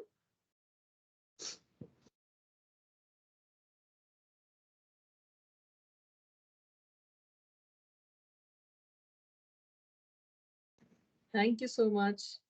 Over to you, Shoolini ma'am. Thank you so much, Dr. Deepika. Good afternoon and Atma Namaskar to our Honorable Minister, esteemed speakers, colleagues, researchers, and students. Before I commence, I extend my warmest congratulations to Team Speakingcube, Shoolini University, University of Venda for their remarkable initiative in conceptualizing and executing this conference on such a vital topic. Being an economist, I delve into the intricate realm of childhood financial trauma today. As an economist, I embarked on this journey of exploration and research with a sense of curiosity and purpose. And I was actually quite keen when I was doing my research and when I was thinking over and over again, okay, what is it that a childhood financial trauma can lead and link it with the economics? Little did I anticipate the profound revelations that awaited me. Upon delving into the depths of this topic, I was met with a stark realization. A significant portion of societies and economics challenges may find their roots within childhood financial trauma. The more I delved, the clearer it became that our early experiences with money wield a profound influence over our entire lives, shaping not only our financial behaviors, but also our psychological well-being and societal dynamics. It has not only expanded my understanding of economics, but has also reinforced my belief in the interconnectedness of the social sciences. The roots of financial trauma often trace back to childhood, where observations of parental or societal interactions with money leave indelible impressions. Our subconscious mind, in its attempt to shield us, can create an invisible barrier, a perceived income ceiling based on our past financial traumas, hindering our progress and trapping us in a cycle. Alternatively, it may drive us relentlessly towards acquiring wealth through any means necessary, fostering black market activities and undermining the stability of our economy. The repercussions of unresolved childhood financial traumas manifest in various societal unrests if left unaddressed. As observed, an individual's relationship with money and spending habits can unveil profound insights into their childhood experiences and the adequacy of their needs being met during that period. Financial trauma manifests in several forms. The anguish of possessing wealth, the distress of its loss, or the anxiety stemming from unmet earning targets. Those unemployed or underemployed often bear the brunt of this trauma. One of the most poignant impacts of financial trauma is the development of an inferiority complex, accompanied by emotional distress from unmet expectations. Shame and avoidance become common coping mechanisms, often leading to debilitating anxiety, panic attacks, and even substance abuse. The toll it takes on mental health cannot be overstated. Furthermore, financial trauma can deeply affect interpersonal relationships. Now here, when I'm talking about financial trauma, it is basically the trauma that we have carried forward from our childhood. Marriages and families may suffer from constant financial strain, leading to conflicts and breakdowns in communication. And children, again, the loop again starts it. Children growing up into households marked by financial trauma may internalize unhealthy beliefs and behavior surrounding money, perpetuating the cycle into future generations. Confronting financial trauma through open dialogue remains the most effective strategy for healing and recovery. by creating safe spaces for individuals to share their experiences and seek support, we can empower them to break free from the chains of financial trauma and reclaim control over their lives. As an economist, it was actually a eye-opening for me when I was going through the various researches, when I was thinking how it was. And thank you so much, dear organizers, for providing this platform to address such critical issues and foster meaningful change in our society and economy. And thank you so much. I've really learned so much over here, listening to all the psychologists speaking. And today, linking psychology with economics once again, over a period of time, I've been doing that. And Dr. Deepika is there, Dr. Abha is there, and all of my colleagues are there. They have been helping me with this. And today, when the topic was there, so I delved in, and actually it came out so beautifully. And so congratulations to Speakingcube. You again done a marvelous job with all this. Thank you so much for having me here. I'm so proud to be here. Thank you so much. Thank you, Professor Shoolini, for giving us your valuable time. Thank you so much. Thank you. Now, last but not the least, I would like to invite Professor Dr. Rita Kumar, Chairperson and Advisor Speakingcube, psychologist, clinical hypnotherapist. She has always been a pillar of support and I would say the strength or the backbone of Speakingcube. Her aura is so positive. I would say it's so positive that the whole environment around her settles down to gather that energy. Over to Rita, ma'am. Thank you so much, Ritu ma'am, to give my such a wonderful introduction. You deserve I'm it, ma'am. really delighted with it. I really thanks to the minister to be here. And I thank to all the dignitaries to be here and share their views. I'm really delighted and feeling a blissful state of mind for listening all of you and the words of wisdom since the morning. And I have learned a lot out of it.